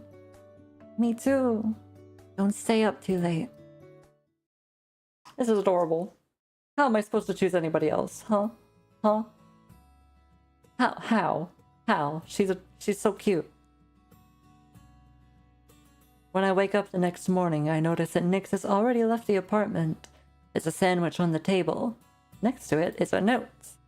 Hey, JJ. I had to leave early, but I didn't want to wake you. Remember to eat breakfast. Nixie. I didn't expect the clingy kid from my childhood to prepare breakfast for me. Nixie's sandwich is much more delicious than I could have ever expected. I still remember Nixie as that clumsy little kid.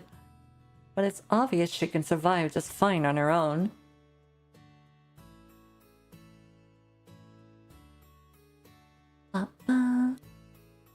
Classroom is empty. Everyone's busy finding internships, so they've asked for excused absences. I suddenly hear the sound of turning pages next to me. I turn around and see a familiar face. Cassidy, hello. Okay. Hey, Cassidy, you're here early. Huh? She looks up from the book she's reading and glances at me. Morning. I'm slightly taken aback. I typically have a great relationship with Cassidy. She's a good friend from my class. She even mailed me some delicious pastries when I got injured. Something's off with her today. What happened? What's wrong? Are you upset? Why do you ask? It's nothing. I just feel like you're more distant than usual. Cassidy doesn't speak. Instead, she dips her head forward. I follow her gaze and realize that our teacher is staring at us from his podium. He makes eye contact with me and gestures towards the clock. Class has already started. I look down, embarrassed. Cassidy lets out what seems to be a soft chuckle before falling silent again, focusing on her studies. Oops. Aw. That is cute. We've taken another class with this teacher before. He's very easygoing. Since this class is mainly juniors, only a few students actually show up. He's not surprised. He even makes a joke about the number of students absent before diving into the course material. He keeps calling on me to answer questions, perhaps due to the fact that not many students are present today. I feel a bit dazed after answering several questions in a row. He suddenly asks me to explain a technical term. I'm completely stumped. In my confused state, I notice Cassidy quietly shifting her notebook in my direction. She's written as simple and concise notes, and the key words mentioned jog my memory. I spend a few moments organizing my thoughts before answering his question with a well-spoken response.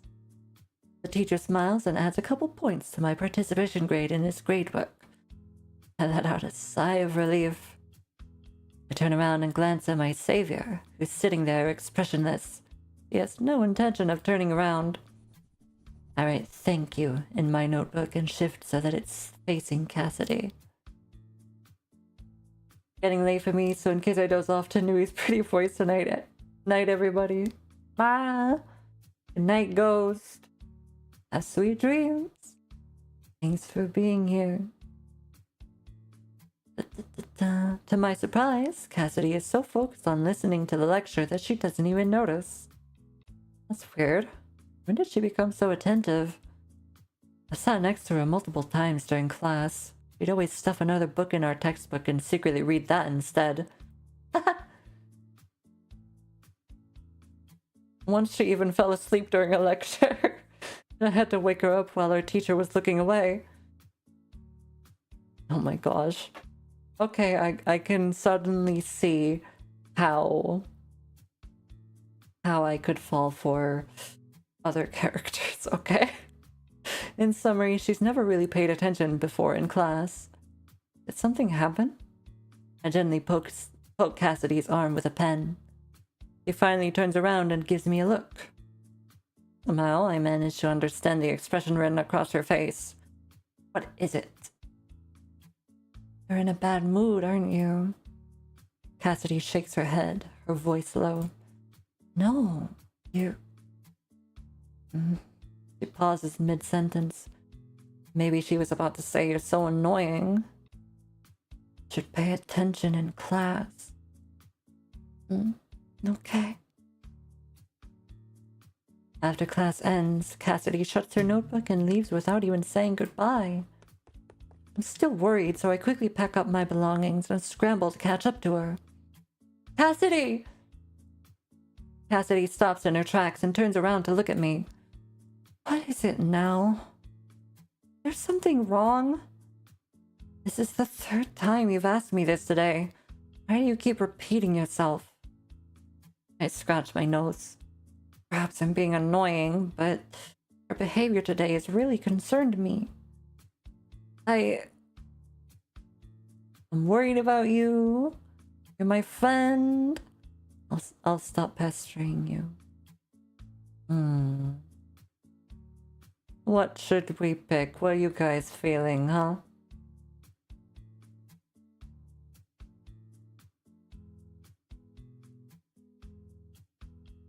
I'm leaning towards the top two, personally. Primarily the "you're my friend" option. Yeah.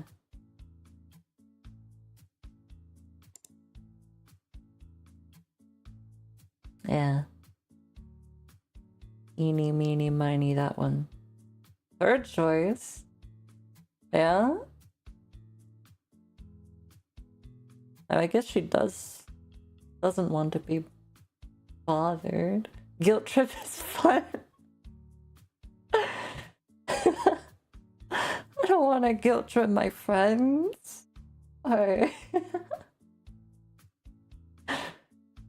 I'm saving, okay?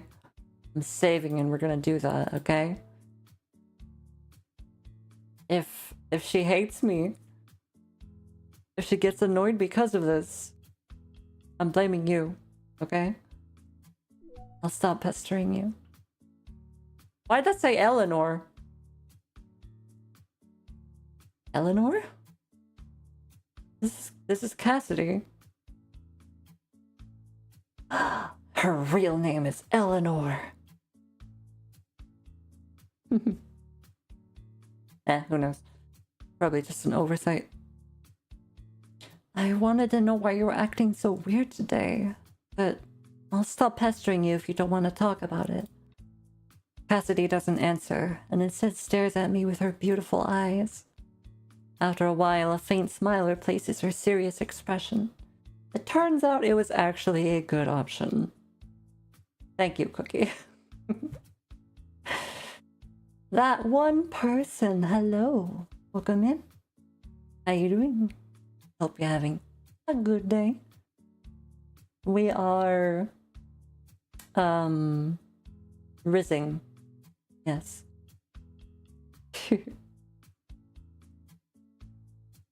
Your desire for knowledge has been used at the wrong time. Well, I'm fine. I just want to be alone right now. Is that alright? Really? I still have the feeling that something's wrong. She usually doesn't speak much, but she would never be so cold towards me. Cassidy stares back. She's taller than me, so it feels as though she's scrutinizing me from a higher angle. After a while, she finally breaks the silence. I was just messing with you. That doesn't seem like something you'd normally do. Why is your personality completely different today? I want to say something, but I hesitate. She waves her hand, not wanting to waste more time on this subject. There's nothing more to say. You should get ready for your next class. I look at the person in front of me. She feels like a complete stranger. Not just the sudden personality shift. Her outfit is also different from what she usually wears. Not her style at all. Cassidy? What is it? Are you really Cassidy? That's why it said Eleanor. Okay. It's not actually her. This is a substitute student. Here we go. I fix my gaze on her, watching for any changes in her expression. Her eyebrow twitches slightly, but she maintains her calm expression. Why are you asking me this? Because you're not the Cassidy I know. We're friends. Why are you suddenly acting like we're strangers? Perhaps I'm just in a bad mood. Stop worrying about it. You see the text I sent you? Astonished, she pulls out her phone. I did. Why would I text you when you're standing right in front of me? Cassidy softly chuckles. She probably didn't expect me to trick her. Cassidy, no. This girl, who looks exactly the same as Cassidy, sighs and moves closer to me. So who are you? I'm surprised Cass never mentioned she had a friend like you. Could it be... Are you her twin sister? Yes, I'm Eleanor Sue. I can't believe Cass told you about me. You two must be pretty close. What's your name? Cassidy rarely mentioned her older twin sister, so I completely forgot she even had one. I feel like Cassidy always seemed reluctant to talk about her sister. I decided to keep my distance from Eleanor and respond politely. I'm Cookie. Oh, now I remember. Eleanor leans in, her face now taking up my entire view. I immediately tense up. She might share the same face as Cassidy, but her aura is completely different. It's much heavier. Much heavier aura. Holy shit. Okay. You just chilling? Good. I'm glad. I fall backwards in surprise, but she catches me with one arm. With her other hand, she lifts her finger to her lips, gesturing me to hush. Shh. Help me keep this a secret. Okay. But why wasn't Cassidy here today? Oh, she just didn't want to show up. She said she's getting tired of classes. That sounds like something she'd do. Why did you suddenly agree to show up in her place? This isn't the first time she's complained about this class. Indeed. My schedule only cleared up recently. Plus, I'm interested in knowing more about your major. I'm here to learn. You are truly... I'm rendered speechless. Can't believe there's someone who's coming to class in place of another person just to learn. Which college do you go to? I'm from the Ocean City School of Business. I'm also a junior, just like Cassidy. I see. Want to head to our Gen Ed class together later? No. I'm only going to the classes required for her major. I won't be attending Gen Ed ones. What about her attendance in those classes? According to her, those teachers aren't strict about attendance. I presume she'll figure something out. I'm rendered speechless once again. Eleanor bursts into laughter. I'm suddenly feeling a bit uncomfortable. Eleanor keeps looking at me with a scrutinizing gaze. Can't tell what she's thinking at all. nor do I understand what's so funny about this situation. She's the polar opposite of the innocent and pure Cassidy I know. If Cassidy is gentle like water, then Eleanor is like water frozen into ice, sharp and cold. I'm hit with a sudden feeling of familiarity, as if I've already known Eleanor. Maybe it's due to the fact that Cassidy and I are close friends. Before I can continue mulling over the situation, Eleanor speaks, and I am dragged back into reality. What's your Instagram? Huh? I need you to help cover for me if I'm going to be taking her place in class for the foreseeable future. That's weird. She looks the exact same as Cassidy. Why would I need to cover for her? She quickly elaborates, sensing my hesitation. I'm not familiar with your major. I need your help. Fine. I'll reach out to you before our next lecture. We begin following each other on Instagram. Her account is very simple, with a grand total of 0 posts. There's nothing on her page. We've got another Instagram, boys. Okay, I have to go.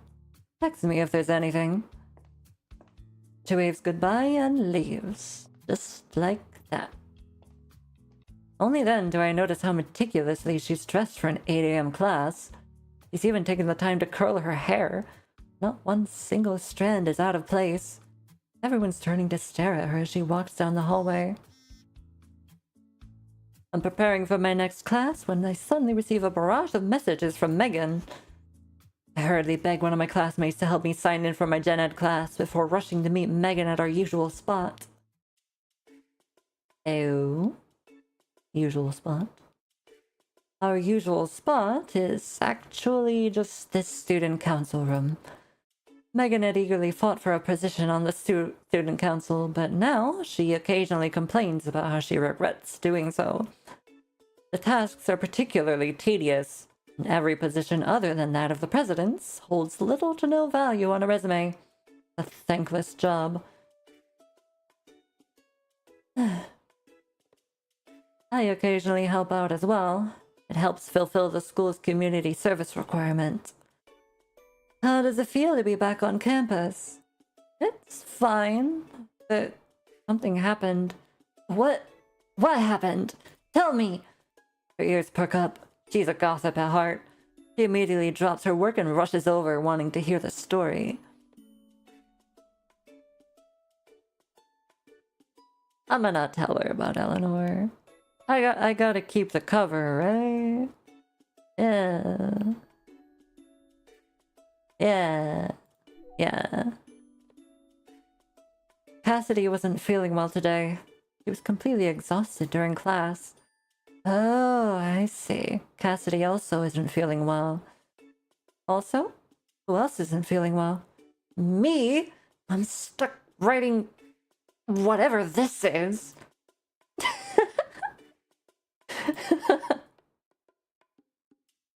Student council work isn't difficult, just tedious. We work on and off the entire morning and finally finish most of the tasks. Not only did I attend lecture this morning, I also had to do work. I let out a huge sigh, feeling bad for forcing my brain cells to work overtime. Student council should pay me for this. I'm not even an official member. Don't worry. I'll ask the president about it before I graduate. Don't feed me false hopes. Listen, you're gaining valuable work experience by helping out the student council. Your future job will be a piece of cake. You can use the lessons you've learned from helping us in your workplace. Megan clearly knows she's making stuff up.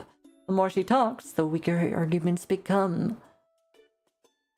She's been overwhelmed with work recently. Without my help, she'd have passed out from exhaustion. I don't have the energy to argue with her. I agree to continue helping her in the afternoon.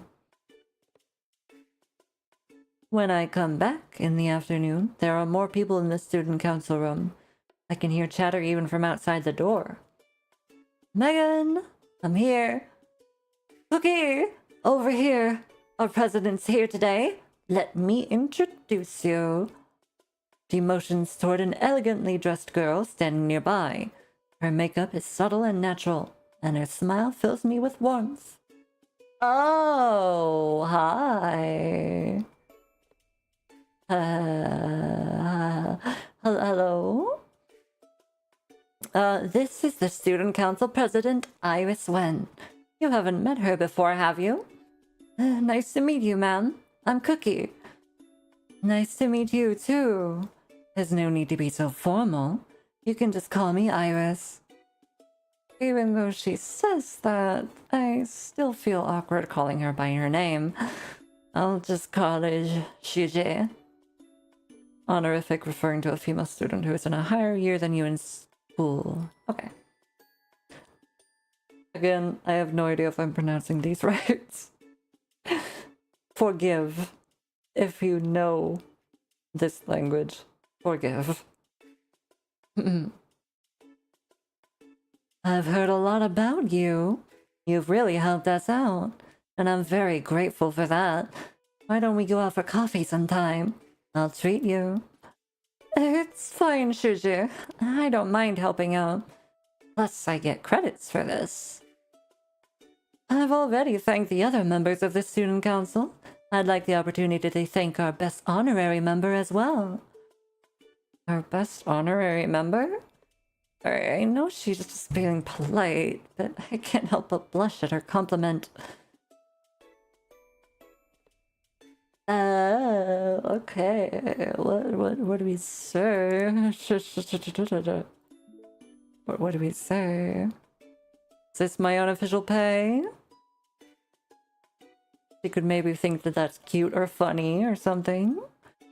Or we could be cute by being modest. Or we could stay silent.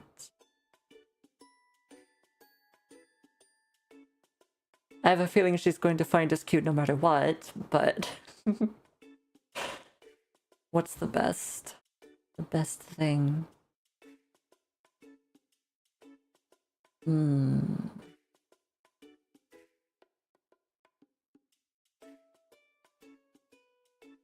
She seems like somebody who would like the humor in this.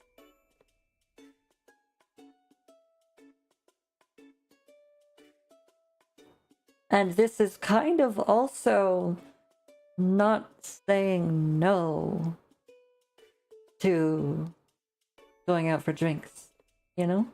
This is like potentially slightly alluding to that being okay with me. So maybe this. Is this my unofficial pay? Is this the pay I receive as an outsider? If your salary was just a simple cup of coffee, then that would truly be embarrassing for us. You've done so much work for the student council. Think of it as me saying thanks, alright? That was not the best answer. Ah! We go back. Modesty. Yeah! Okay. Thank you, but I really didn't contribute much. Everyone worked together on this. Shouldn't our hard-working honorary member get a little compensation? It would be impolite of me to continue refusing. I decide to accept her invitation first, and then gift her some pastries later on down the line. Then I accept, Shiji. Wonderful. When are you free? I'm free today. Okay, let's finish the rest of our work first. She smiles once more before returning to her seat. I squeeze in next to Megan and help her organize some files. She winks at me with a grin on her face and whispers so that only I can hear. What do you think? Isn't our president beautiful? Yeah. Her grades are also amazing, and she's super popular. She has it all. I nervously glance around, worried that Iris might overhear our conversation. Fortunately, she's focused on the laptop in front of her. I let out a sigh of relief before whispering back. Focus on your work and mind your own business. From the corner of my eye, I notice Iris leaving her seat. She walks over to another student council member and starts talking, a gentle and caring smile on her face. I can't hear their conversation clearly, but judging from Iris's expression, it must have gone well. So she's like this with everyone. Oh, are you still looking for an internship? How's it going? Did you submit your resume through Huan Yu yet? No, I don't have any relevant work experience. I'll probably get rejected. Don't be so sure. You have a plan? Not yet. I'm taking it one step at a time. Our gazes meet. We both let out a sigh, foreseeing the future bumps in the road. I almost fall asleep organizing the files. It isn't until after I leave the student council room that I remember I'm supposed to be meeting Iris for coffee today. I didn't even ask for her number. I don't want to miss this opportunity, so I hurry back. Hell yeah, we're not missing this opportunity. No. Iris has already left, but on her desk was a small card with a QR code and a string of numbers. I pick up the card. On the back, she's written, "I guess you forgot. You can contact me via Instagram." There's a sweet fragrance lingering on the card. The scent reminds me of her. Gentle, yet dignified. For some reason, I suddenly feel anxious. I scan the QR code and, sure enough, her Instagram page pops up. She follows me back almost immediately, and she sends me the location of the coffee shop and a message. Could we meet here?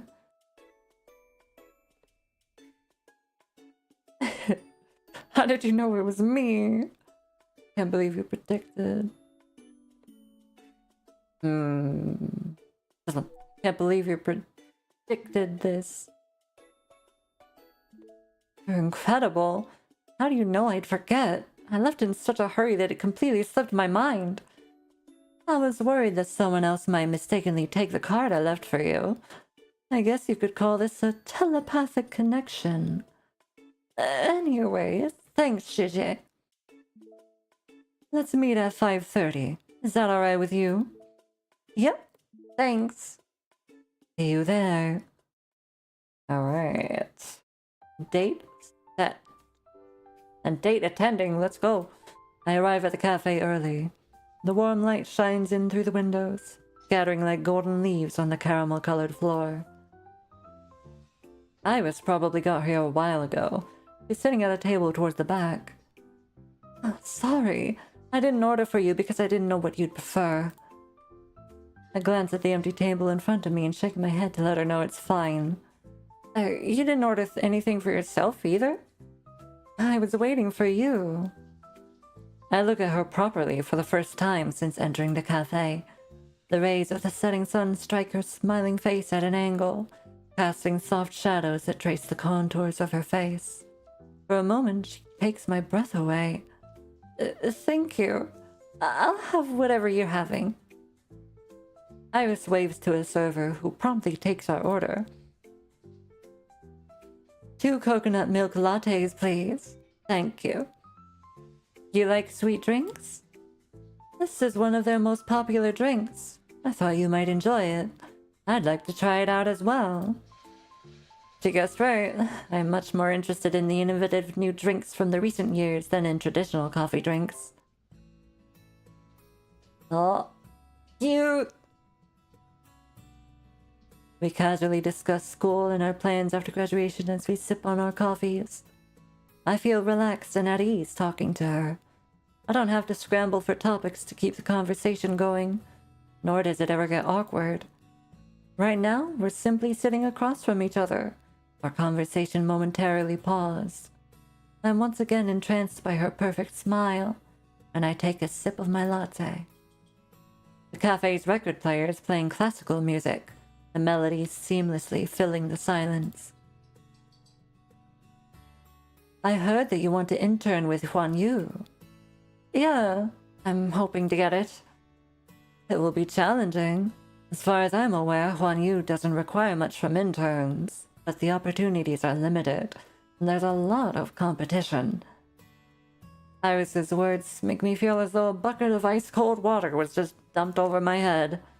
I already know this, but hearing it still makes my heart sink. I know. I have some backup options if Huan Yu doesn't work out. Well, if you really want to intern at Huan Yu, then perhaps I can help. Eh? Really? I wasn't expecting such a pleasant surprise. My eyes widened in disbelief. Don't be so surprised. I used to intern at Huan Yu, so I can recommend you. But even with my help, you'll have to impress them during the interview. They want talented college students. You'll have a good chance of getting the internship if you meet their requirements. The projects you've been involved with during student council have all done well. Some of your ideas might also align with what the internship enterprises want to accomplish. I'm a drink. I'm flubbing these lines a little. How?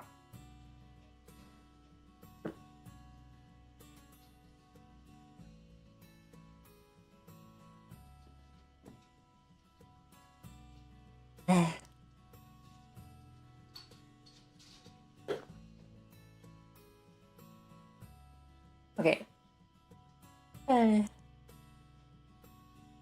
Pokey pokey. Let's see. Her lips move, but her words barely register. I'm so in shock from happiness, my brain completely shut down. Oh, yeah. Cute. According to her, I have a chance of returning with Huan Yu. I don't know how much an internal recommendation will actually help, but Iris' analysis and praise leaves me feeling lightheaded. Her acknowledgement of my potential makes my heart sing with joy. I should be the one buying you coffee. I won't let you down. Thank you for recognizing my talent. Either of these two, honestly.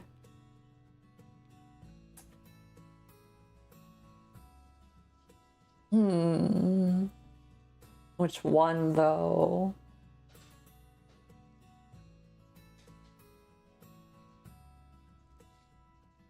Like, this one's good, but it's also cliche. And it's something anyone would say. I like this one, but I don't know. Would that be disrespectful since she's buying me coffee right now? I don't know.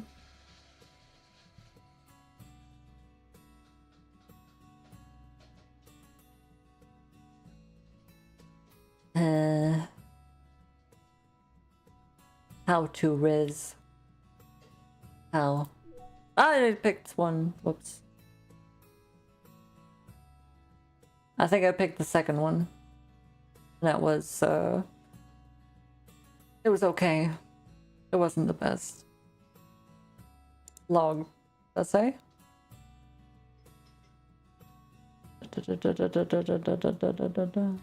It doesn't show me what I picked, sadly. Okay. I think it was the second one. Didn't save. It's okay. It's not over yet. I truly did not expect this sudden turn of events. I would have thought that Iris would be so willing to help me. We just met today. Thank you, Gigi. I'll work hard if I get the internship. I'm recommending you because I have faith in your abilities. I'm so grateful. This cup of coffee has had an unexpected effect. Huh? I can help you get an interview, but you have to prove yourself. This should be no problem for you, right? Yes, I'll work hard to prepare. I believe in you. Gigi, why are you helping me? You've helped the student council out a lot. how could a single cup of coffee be enough to repay you for all that you've done? Thus, as your Shiji, I should be helping you out, shouldn't I? But... She suddenly winks, her words mysterious. I start absent-mindedly swirling the coffee with my spoon. The cup clings and clangs, but I don't notice the crisp sounds at all. She flashes an amused smile from across the table and teases. You seem nervous, Jime. Yeah, for referring to a junior, yeah. My hand stiffens. I stare at her. Is it really that obvious? Yes. You're stirring my coffee, not yours. I abruptly pause, lowering my head. My cup of coffee that I'm stirring. I'm just kidding. Don't be so serious. I let out a sigh of relief, but I'm still feeling quite nervous. Alright, I'll stop messing with you. Shall I send their HR's contact information? Okay, thanks, Juji. Their CEO can be quite demanding. If she's interviewing you, then you better be prepared.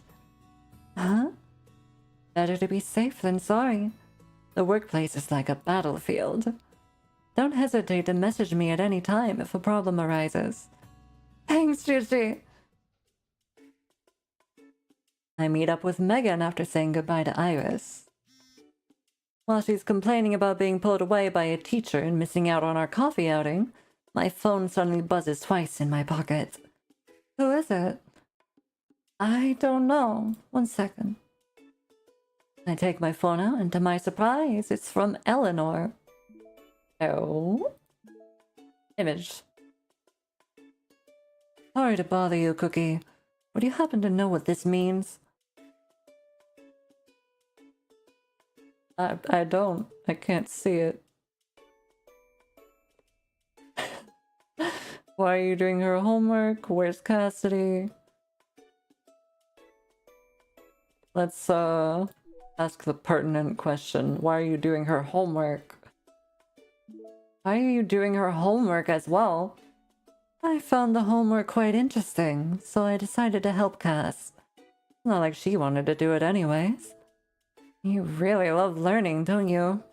I'm jealous. Are you jealous that I'm helping Cass? No.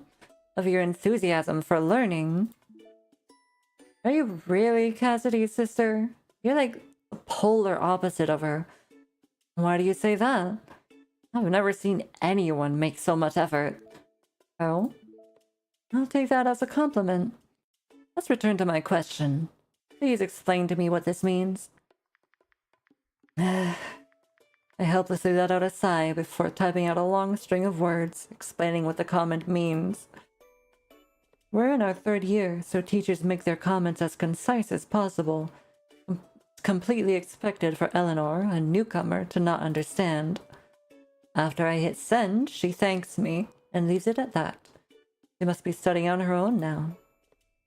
Someone was asking me about homework. Let's keep going. Okay. We walk towards the school gate, but we unexpectedly bump into a familiar face. Ah!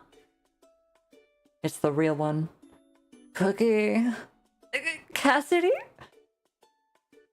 The girl hunched over and gasping for breath in front of me is Cassidy. The slacker who ditched class because she didn't want to attend an 8 a.m. lecture. Why? Thank goodness. I heard you recognized my sister. She didn't cause you any trouble, did she? Quite the opposite. She even helped me answer one of our teacher's questions. You, on the other hand, I was so worried when you didn't show up to class. Sister? What sister? Keep it down. Well, my twin sister Eleanor attended one of my classes for me this morning. What? Dang, I'm so jealous. It's just a one-time thing. After my sister came home, she told me she met an interesting person. She thinks you're special. Huh? I'm taken aback by her words. I didn't expect Eleanor to describe me that way. My sister has a strong personality. I was worried she made you feel uncomfortable. I'm so glad you two managed to get along. Thank God. Cassidy's being quite dramatic here. Sorry, Cookie. I didn't want to get you involved. Don't worry. It's fine. Cassidy smiles and nods. Let them worry about their own relationship themselves. We should stay out of it. Have you eaten yet? Are you tired of running all the way here? After running all the way here? Let's go grab some food. What do you want to eat? Barbecue? No, that's too oily. What about Japanese food? Cookie just got back. We can have dinner today. Well, why aren't you saying anything? You're too close. I need to catch my breath. I try to muffle the chuckle that comes out of my mouth. I really want to join them for dinner, but Iris offered me the opportunity of a lifetime. I need to prepare for my interview. You two enjoy your meal. I need to finish up something. I'm going home. Megan waves goodbye. I wave back. Bye! See you later! Oh, damn! Cookie! Oh no! The energetic girl has taken the introvert captive. Help! Oh, this feels familiar. Okay. Cassidy shoots me a pleading glance before I turn around to leave. She looks like she's being kidnapped. I chuckle again and head back home. Hello, honey. Good morning. Oh.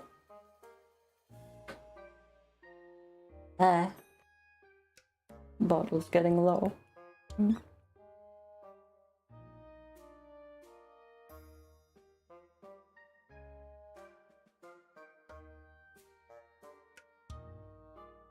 So familiar indeed.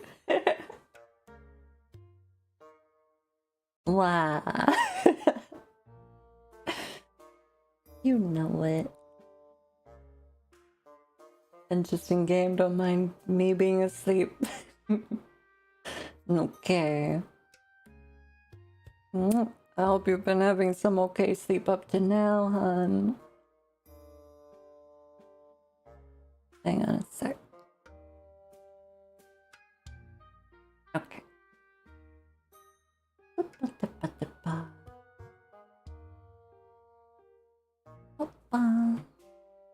A bit. Okay. Good. Very good.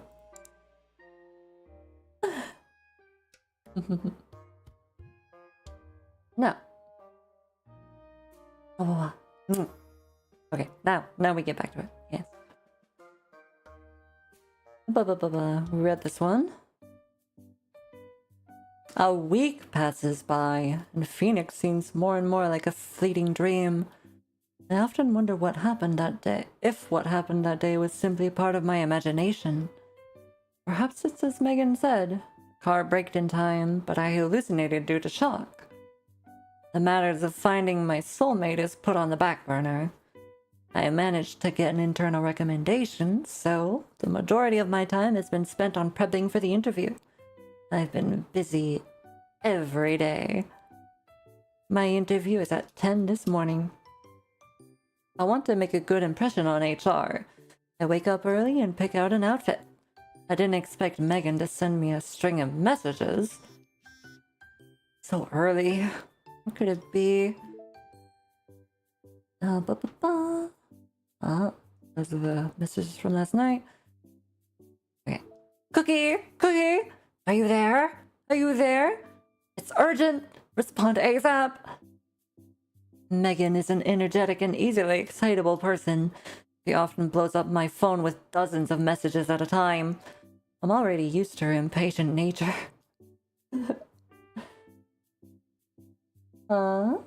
Hi. Yes, you are here. Megan was looking for you, I think. Unless it was me. However, she rarely texts me this early in the morning. Perhaps there's something urgent she needs my help with. I just woke up. What's up? Great! I asked a bunch of friends and none of them are up yet. I'm coming to your place right now. Just you wait. Okay? I can't help but chuckle. The way she's talking sounds like a threat. Doesn't take long before the doorbell rings. Boom! Megan is carrying 2 big bags in her hands and a cardboard box in her arms. Ugh. She looks like she's about to fall over. I quickly reach out to help steady the box in her arms. What's that? As soon as I finish speaking, a faint meow comes from the box. Kitty! Hello? A kitten? As soon as I stepped out this morning, I saw this kitten. Poor thing. It wasn't a mother cat in sight. Is it a stray? I'm not sure. I'm in a bit of a rush today, so let's just put it in the box for now. There can only be one 4-legged creature in my house. I really can't take it in. You have a pet? No. My mom always says I'm a silly goose who crawls on all 4s. Let out a laugh. Hey, stop laughing. Can you take care of it? I live alone, but the cost of keeping a cat is quite substantial. Plus, I'm not even sure I can take good care of it. Kitten needs proper love and affection.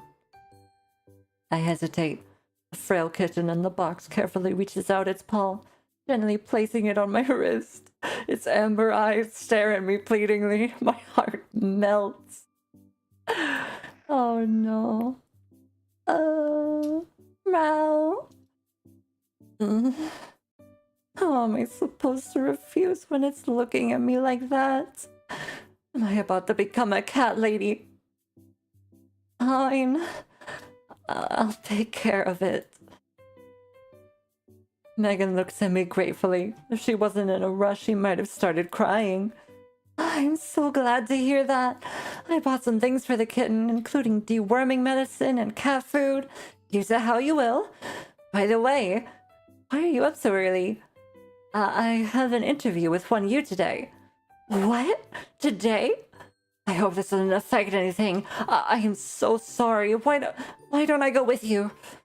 It's okay. I'm prepared for it. Plus, don't you have class today? Hurry up and go to school. I really don't want to. Good luck with your interview then. I'm off. She reluctantly waves goodbye. I don't know if it's because she cares about me or if it's because she doesn't want to go to class. As someone who's currently jobless, raising a kitten will definitely be a burden on my monthly expenses. However, those adorable eyes have convinced me. I'm going to land that internship at 1U and earn enough money to buy cat food. You're gonna get paid for this internship? Damn. Can I get paid for an internship? Can I get an internship? Is this the cat lady inside of me finally awakening? The kitten makes a purring sound, clawing at my clothes with its tiny paws. There's some time left before the interview. I closely inspect the tabby cat in front of me. It's incredibly docile, even nuzzling against the palm of my hand with its tiny pink nose while I pet her. Not scared of people at all, so perhaps it was abandoned by its previous owners. I shudder at the thought, my affection for the cat growing 10 times stronger. I organize the stuff that Megan brought, placing what the cat needs for its daily life in the corner of my living room. I kneel, wanting to feed it before heading out for my interview. I open my mouth to call it over before realizing that I don't know its name. Do you have a name? I laughed the second the words leave my mouth. Can't believe I'm waiting for a kitten to answer my question. Looks like prepping for the interview has driven me mad. The cat stares back at me with its round, curious eyes, trying to figure out what this strange, two-legged creature standing in front of it just said. What about Belle? What? You don't like it? Kitten silently stares at me. I see tears in the corner of its eyes. Why are you crying? I hold its front paws and gently rub its furry head. The kitten returns the favor by nuzzling my palm, letting out a low purr. My heart clenches. Nod your head if you like the name. I'll think of another one if you don't like it, okay? The cat dazedly nods before returning to affectionately nuzzling my hand. So you're okay with the new name? I'll call you Belle from now on, alright? The kitten rubs against my palm with even more force, leaving furs all over my body, as if it was marking its territory. I'm about to continue playing with the cat when suddenly my phone beeps. Is your interview today? Good luck. Okay, thanks, Gigi. I'll do my best. Why don't we grab lunch together after everything's done and over with? Yeah, it's my turn to say thanks. My treat? I'll eagerly await your good news. Good luck. She's hitting on you. I've only met her once. I can tell she's into you, meow. Don't spout. Huh?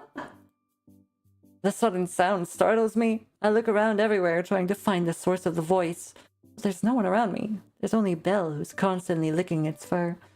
The cat talks.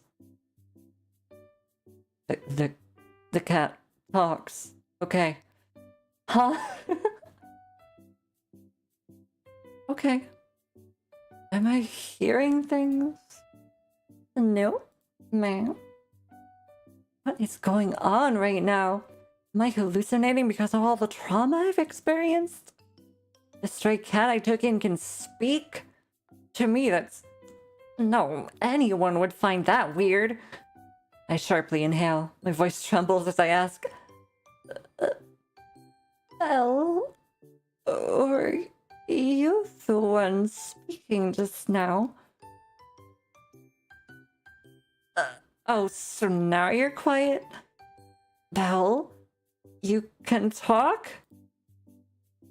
I'm giving you back to Megan if you don't speak up. She leaps out of my arms and starts accusing me. Are you abandoning me again? What do you mean again? Oh my gosh. Is it blaming me for being abandoned by its previous owner? I stroke its head and accept my fate, hugging it in my arms. Relax. I'm going to take good care of you. I won't abandon you. Now that I think about it, I feel like I'm the one who's been abandoned by fate. I let out a sigh. The fact that Belle can talk makes my heart sink. My mind immediately wanders to the car accident again. The sunlight seeps through the curtains, swirling together with the horrifying white light from that day. My thoughts are a shaky mess. It's proof that the supernatural exists. Phoenix wasn't someone I hallucinated. Then does that mean what she said about having to find a soulmate is true? Am I going to die if I don't find my soulmate? Okay, it's 9:30. Time slips by while I'm trying to sort out my thoughts. Before I know it, it's almost time for my interview. Since you can talk, then you... Oh, a cat staying home alone should be fine, right? Don't climb out the window, don't go outside, and don't open the door for strangers. I'm heading to my interview. Be careful on the way there, Cookie. I slam the door shut. I don't have much time left. I decide to hail a taxi. I arrive at Huanyu with only 10 minutes to spare. As I walk through the building, I analyze the work environment, trying to learn more about the company. The employees walking by me don't seem to be in any rush. I peer through the glass door. They seem to get along with each other. The work environment seems amazing. My admiration of Huanyu goes up. Interviewee A. How was it? I was so nervous.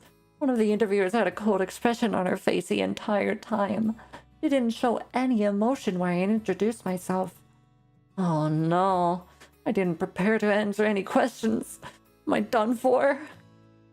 I ignore the incessant chatter around me and sit down on one of the benches outside the office, silently repeating the words I'd prepared for the interview in my head. Next is Miss Cookie. I'm here. Oh. Okay. Interview time. Let's go. I respond and follow her into the conference room. Surprisingly, the ambience isn't as tense as I expected it to be. HR gestures for me to sit down and I obey. Hello. My name is Cookie. I am majoring in management at Ocean City University. Thank you for meeting with me today. After I introduce myself, the interviewer simply smiles and nods. They don't follow up with any questions, instead carefully flipping through my resume. I sense someone's eyes staring at me. I turn my head, making eye contact with a woman sitting in the middle. Oh, hi.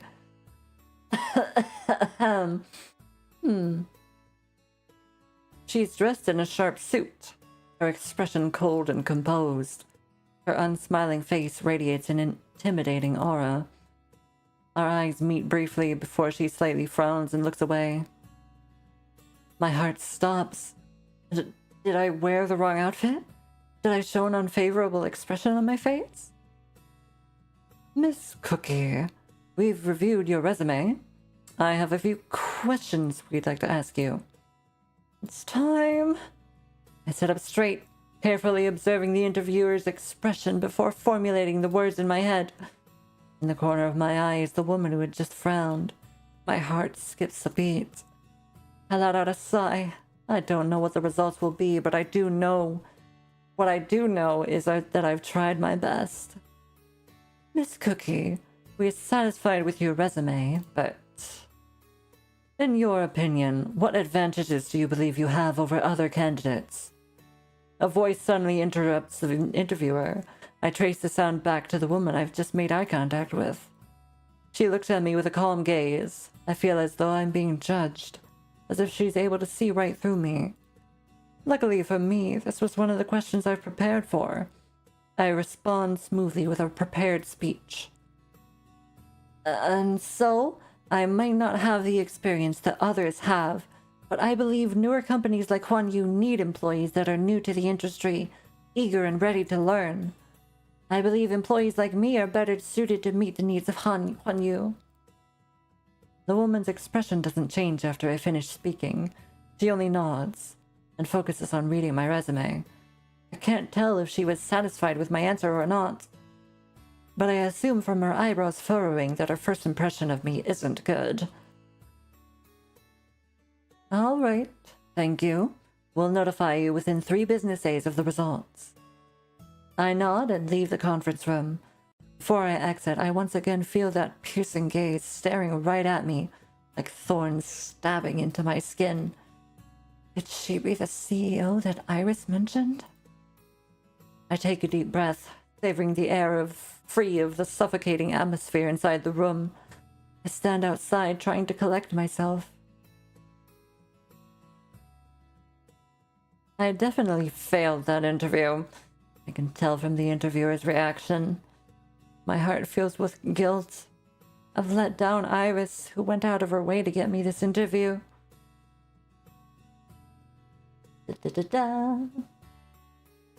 Oh! I enter the restroom and almost immediately exit once I notice who's also inside. Standing in front of the sink and retouching her makeup is none other than the stern interviewer I met just a few minutes ago. She glances at me, obviously noticing my presence. It's too late to hide or run away, so I pull myself together and manage a greeting. Hello? She nods. Her intimidating presence reminds me of a strict teacher. I silently begin praying and stand next to the sink beside her. I look into the mirror. My face is covered in sweat from how nervous I was. I absent-mindedly hover over the sink, ready to wash my hands. She suddenly lowers her head as if trying to tell me something. I can't figure out what she's trying to imply. I step in her direction, wanting to ask her about it, but she simply sighs. No, she's touching me! Why? Huh? Hold on. Hello? What's wrong? She suddenly leans in. Flustered, I'm completely unsure how to address her. She seems to notice my nervousness as I stammer. My name is Victoria Chi. You can just call me Victoria. Okay, Executive Chi. Crap!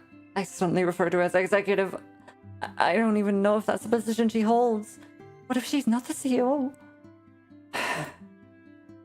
She doesn't say anything.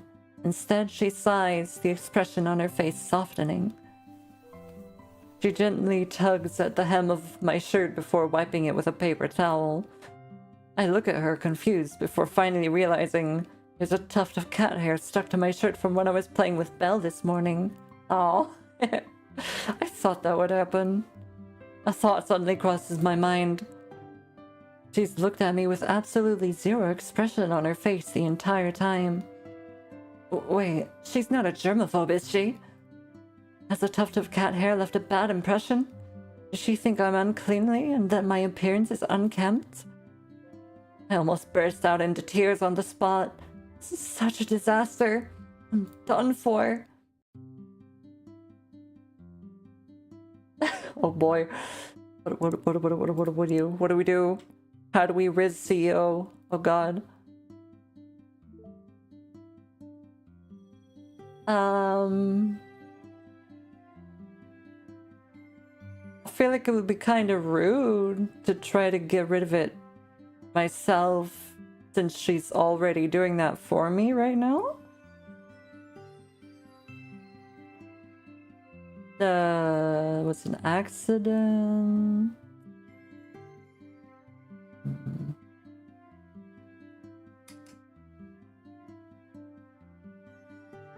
I feel like she would admire honesty, and having cat hair on me is certainly an accident. Coincidence sounds like I'm, making excuses. But this is also kind of excuses. But it's less of an excuse than that. I don't know. Less pathetic than that, I think. I'm gonna try this one. I'm so sorry. That was a complete accident. I'm sorry for troubling you. Victoria doesn't speak. She continues looking down. She seems to be greatly offended by that tuft of cat hair. I'm really sorry. I'll be more careful next time. Assuming I get another chance to come back here. The cat hair is stuck to my shirt and refuses to leave me, no matter how hard Victoria wipes. I'm completely overwhelmed. All I can do is look down at her as she's attentively trying to clean my shirt. Victoria seems to be stuck in a dilemma. Her movements abruptly pause. I notice that she has not touched the cat fur directly with her hands even once. Executive Chi? You don't like cats? She pauses. She suddenly realizes that her actions have been somewhat rude and apologizes. I'm sorry. I couldn't control myself. I quickly pick up the hair, my fingers briefly touching hers. They separate in a split second. A thought bubbles up inside of me. Perhaps she's not as cold and stern as I previously assumed. Victoria's the one to break the silence. What do you think? Huh? I stare at her, confused, before realizing she's asking me about the interview. Oh, okay. think everyone who came to the interview was incredible. They probably know more about the field than I do, and they have plenty of experience. And what about you? I still have a lot to learn. I'm on the same level as him. I'll slowly gain more experience working here. But, I hate this kind of thing.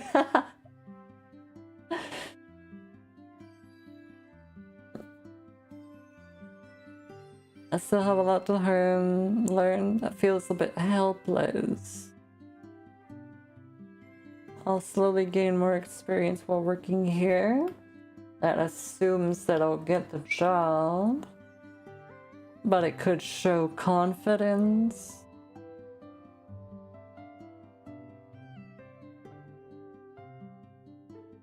Definitely don't say I'm on the same level as them.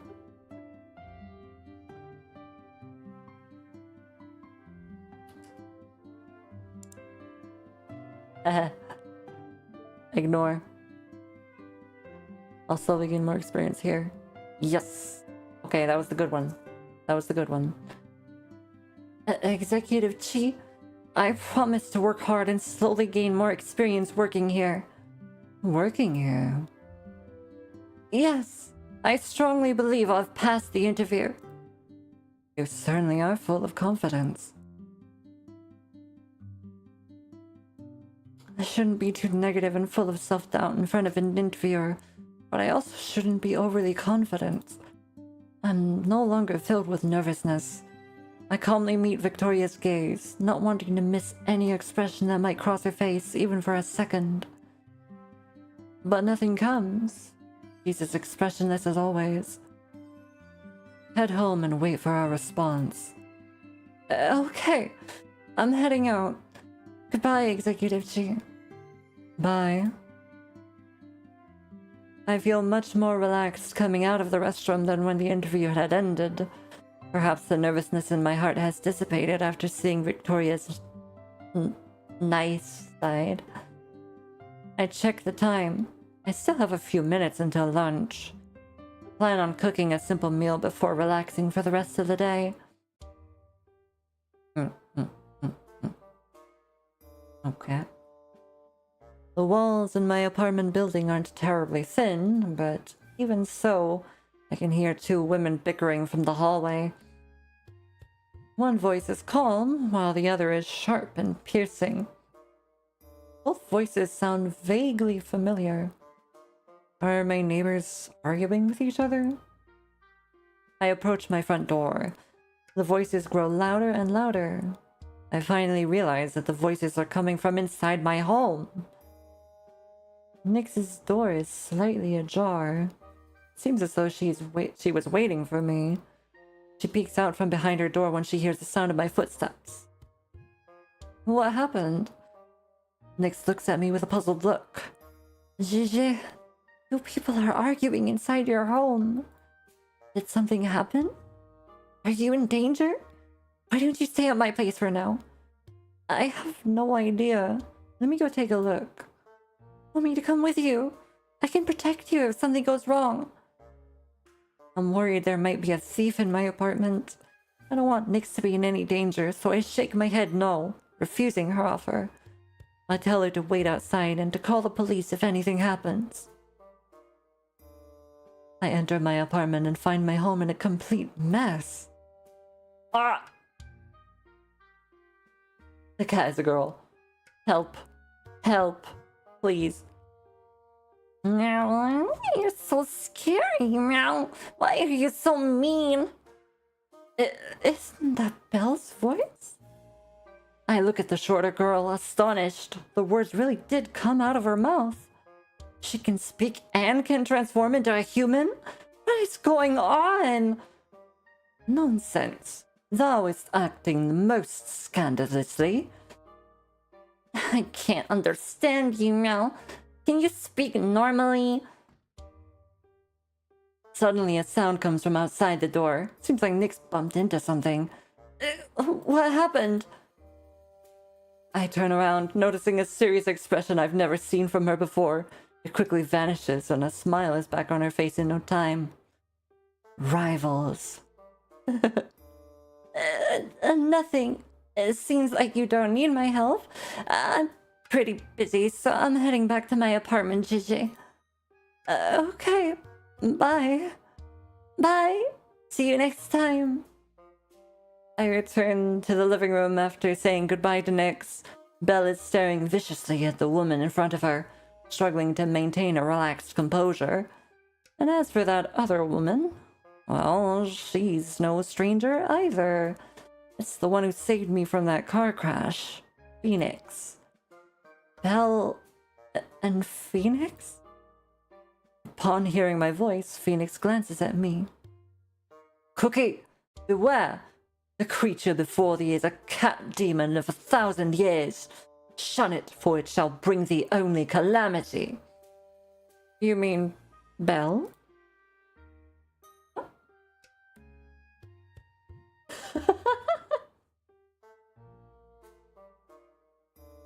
When does a joke become a dad joke? When it becomes a parent. Good dad joke, yes. Alright. Phoenix nods. It's a cat demon. My suspicions from earlier this morning are confirmed. I let out a sigh of relief. Phoenix, what are you doing here? Didn't you say you were secluding yourself for cultivation? Seclude? Cultivation? These are terms from hundreds of years ago. Can't believe people are still using them. And why not? My seclusion is to purge distractions, and my cultivation doth aid me in absorbing the essence of the universe. Such pursuits serve only to fortify my path. How doth this concern thee? Okay. So they were the ones arguing. My mind struggles to process all this new information, and their loud voices certainly don't help. Why do I have to stay away from Belle? Why is Phoenix back? She done cultivating? Or is my life in danger again? However, I won't get an answer if the two of them are still at each other's throats. I must focus on separating them first. Belle, clean up the mess. I need to talk with Phoenix. She looks at me with sad kitten eyes. Oh yeah, right. Tits isn't working right now, is it? Probably because it's not on. I forgot to launch it. Oopsie. Hang on. Stay over that real quick. And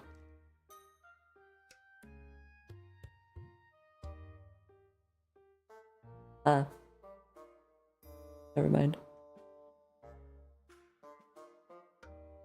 Please. I must launch the tits. There we go. Alright. Dun, dun, dun, dun, dun, dun, dun, dun. I'm not a dork, you're a dork. How dare you?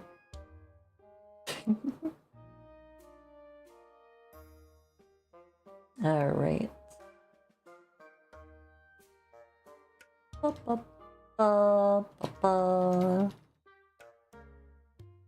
Alright. You're my dork. Damn. Wow. There we go. Hold on. What in? She looks at me with sad kitten eyes. I almost give in, but when my eyes land on the mess on my floor, my expression hardens. Hurry up. Belle lets out a begrudging meow and reluctantly starts cleaning up the mess on the floor. Phoenix, follow me. Okay. I take Phoenix to my room. Quieter here. I might be imagining things, but she seems to have lost weight. Her face is thinner. What happened? Why are you suddenly in my apartment? As of this day, my spiritual power is gravely diminished. Were it otherwise, I would have banished that wicked cat demon without fail. She speaks in a calm manner, but I can tell she has something against Belle. Yeah? Did something happen between the two of you? 1,000 years ago, she and I served beneath the same master, yet the cat demon was an omen of misfortune. I warned our master against her, yet to my astonishment, she pauses before swallowing her thoughts. Never mind. How came she to find thee? Her friend picked her up from the streets. No one wanted to take her in. I took pity on her and agreed. Phoenix pauses, a complicated expression crossing her face. I have the faint feeling that understanding the relationship between Phoenix and Belle will be important, so I don't drop the subject. I continue questioning her. What happened 1,000 years ago? To my disappointment, Phoenix doesn't tell me everything. She remains her enigmatic self. Thou shalt know when the hour is right. To learn now would only bring thee undue tribulation. Mark my words. The cat demon harbors intentions of her own.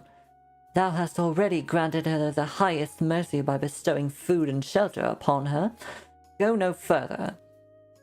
Thank you. I'll be careful, Phoenix. I speak alone with Belle after ending my conversation with Phoenix. What happened between the two of you? She shows up and tells me she wants me out of the apartment. Of course, I'm unhappy about it. That old geezer has secret plans inside her head. Who knows what she's thinking? I sigh.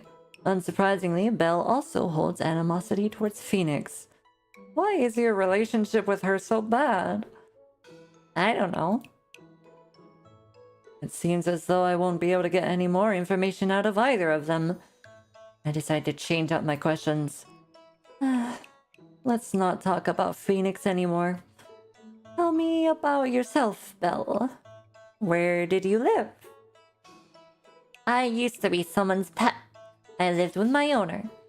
But I'm a cat demon. My life is very long. So every 10 years or so, I need to leave and find a new place to settle down. Otherwise, you'll notice I haven't aged. I was once adopted by a wealthy family. I lived in a huge mansion. Everything was perfect now. It was so wonderful that I forgot I had to leave. They were going to bring me to the vet for a checkup, so I ran away. Can't cat demons disguise themselves as humans? You could join society and live independently, can't you? Belle looks at me with teary eyes. You want me to work? At a job? Noticing how pitiful Belle looks, my inner cat lover instincts kick in. And I quickly change the subject. Forget what I said. Belle continues pouring out her soul to me. All I want to do is live a peaceful life with my owner. And all of a sudden, that woman shows up, calling me a cat demon and saying I'll cause a disturbance. I haven't even gotten the chance to make a mess in the kitchen. All I did was breathe. This woman will bring nothing but divine retribution. Should divine retribution... Oh, Phoenix is talking, hold on. Should divine retribution befall thee, then thou shalt suffer the judgment thou art due.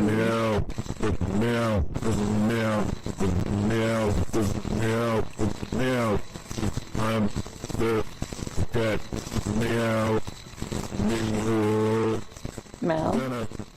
What the fuck is that? Is that a Tangia thing? Whatever it is, it's very... Hang on. What the fuck is that?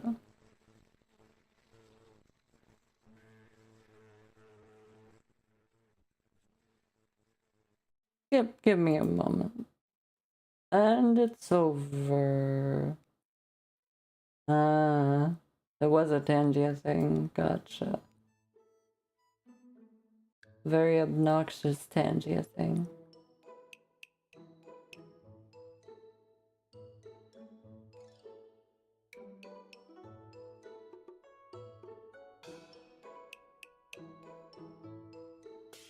That was very odd, yes.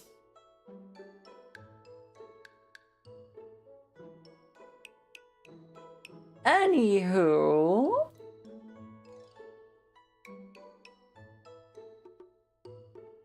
now that that's over.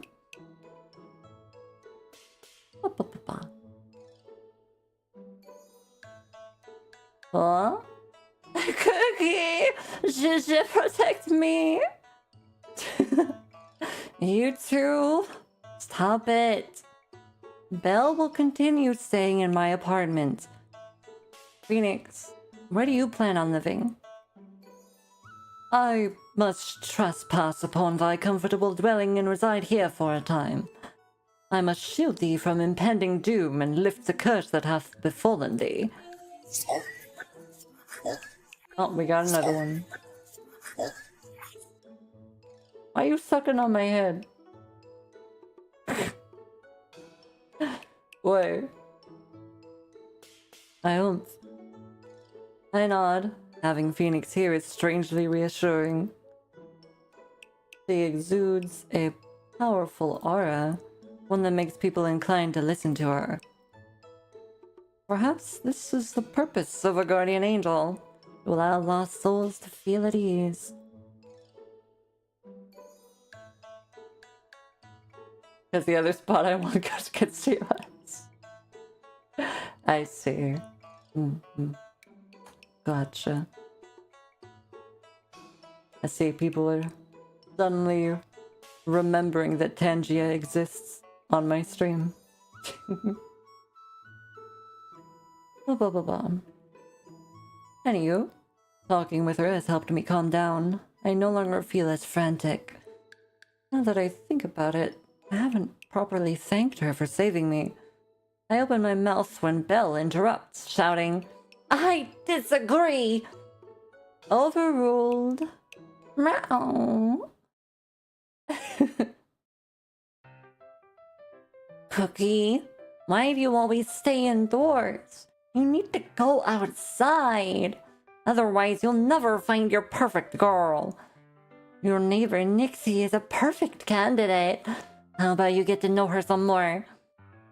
How many bobas did she bribe you with? She didn't bribe me. I just care about you. Oh yeah, Phoenix said that you can only have one soulmate. Make sure to concentrate on one person, Cookie. At the end of the day, you can only pick one person, even if you have feelings for multiple. I silently acknowledge Belle's world and scream to the world, why? Why? Anyway, I mean, I don't want to love this like fast food. I want someone who understands me, someone I can trust. That's good too. I want someone who sees me as special, irreplaceable, unique, and I'll treat her the same way. I got it. Thanks, Belle. You're welcome. I hope you bring your girlfriend home soon. Month? Month? Oh, hold on. Wait a second.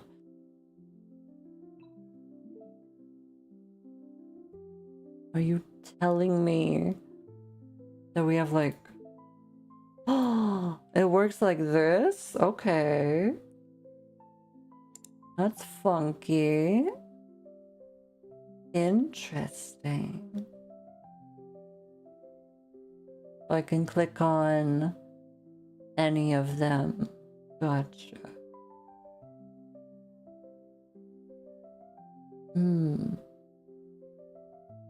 Mama. Well, who should I pick? I wonder. We'll have to figure that out next time, I think. Yes. End things here. It's getting really hot in my room for some reason. And it might not just be my PC. Ah. I will. Option. Right, I think I had difficulties leaving this game.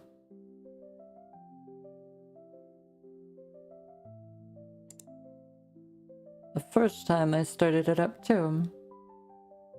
How do I leave? How do I leave?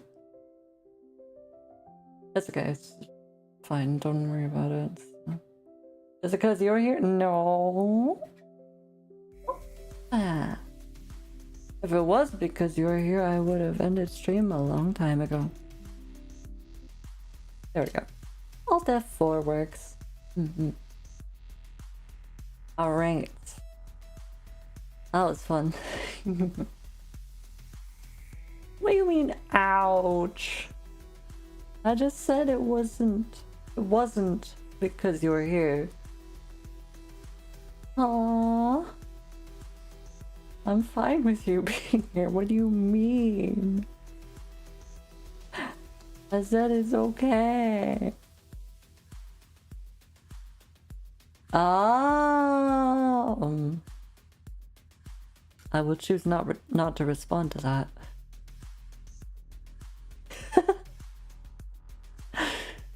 Okay. Yeah. I'm a stop now. And I'm a cool down. Yeah. My brain is kind of just shutting down right now. But this was fun. It was nice to do some voice acting. It's kind of hard doing distinguishable voices for so many. But I try. Princess Yari, welcome to the end of the stream. I hope you've been having a good day. Welcome, welcome. But yes, I am about to end. I want to thank everybody for being here. I hope you enjoyed our first jaunt into... Not really? Aw, that sucks. My day has been good. I am doing good. Yes. Thank you. It's our first jaunt into Love Curse. I'm not sure how often we'll do this one. Technically, I'm not supposed to stream more than 3 hours of this game, according to the devs. I could face legal action. Probably not. But the threat has been made. Ah. Yes, thank you.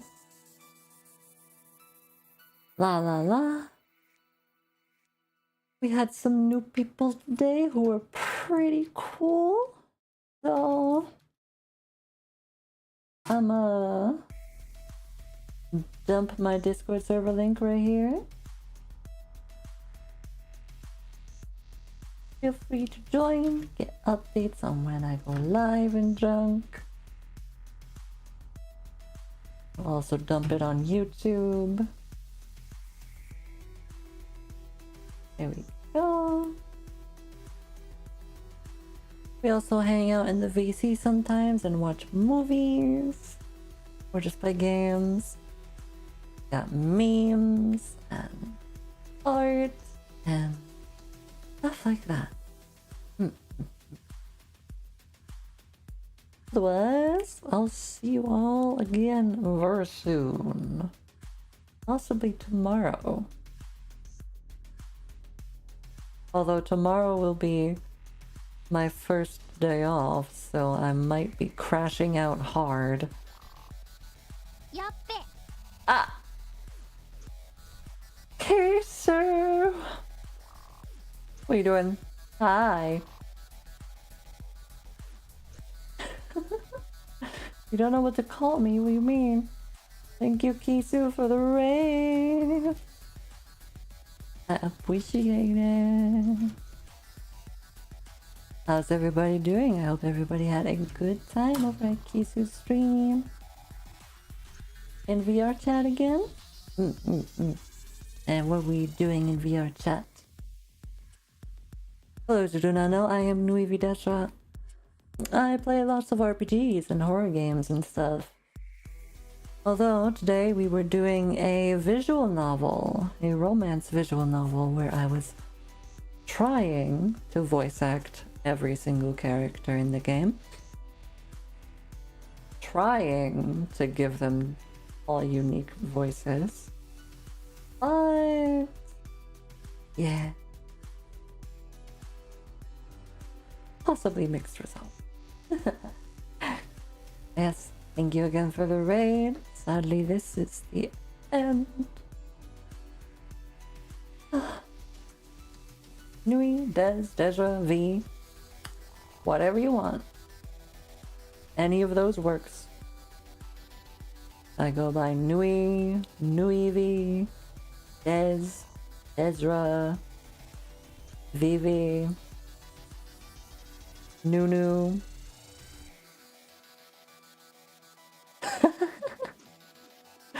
I don't know about that one, buddy. ah. Once again, thank you for being here. I'll see you all again soon. Have a good night. Possibly see you tomorrow if I'm not absolutely dead tired. I also have to play certain games with someone. It's been long overdue. But yeah. Thanks for being here. I'll see you later.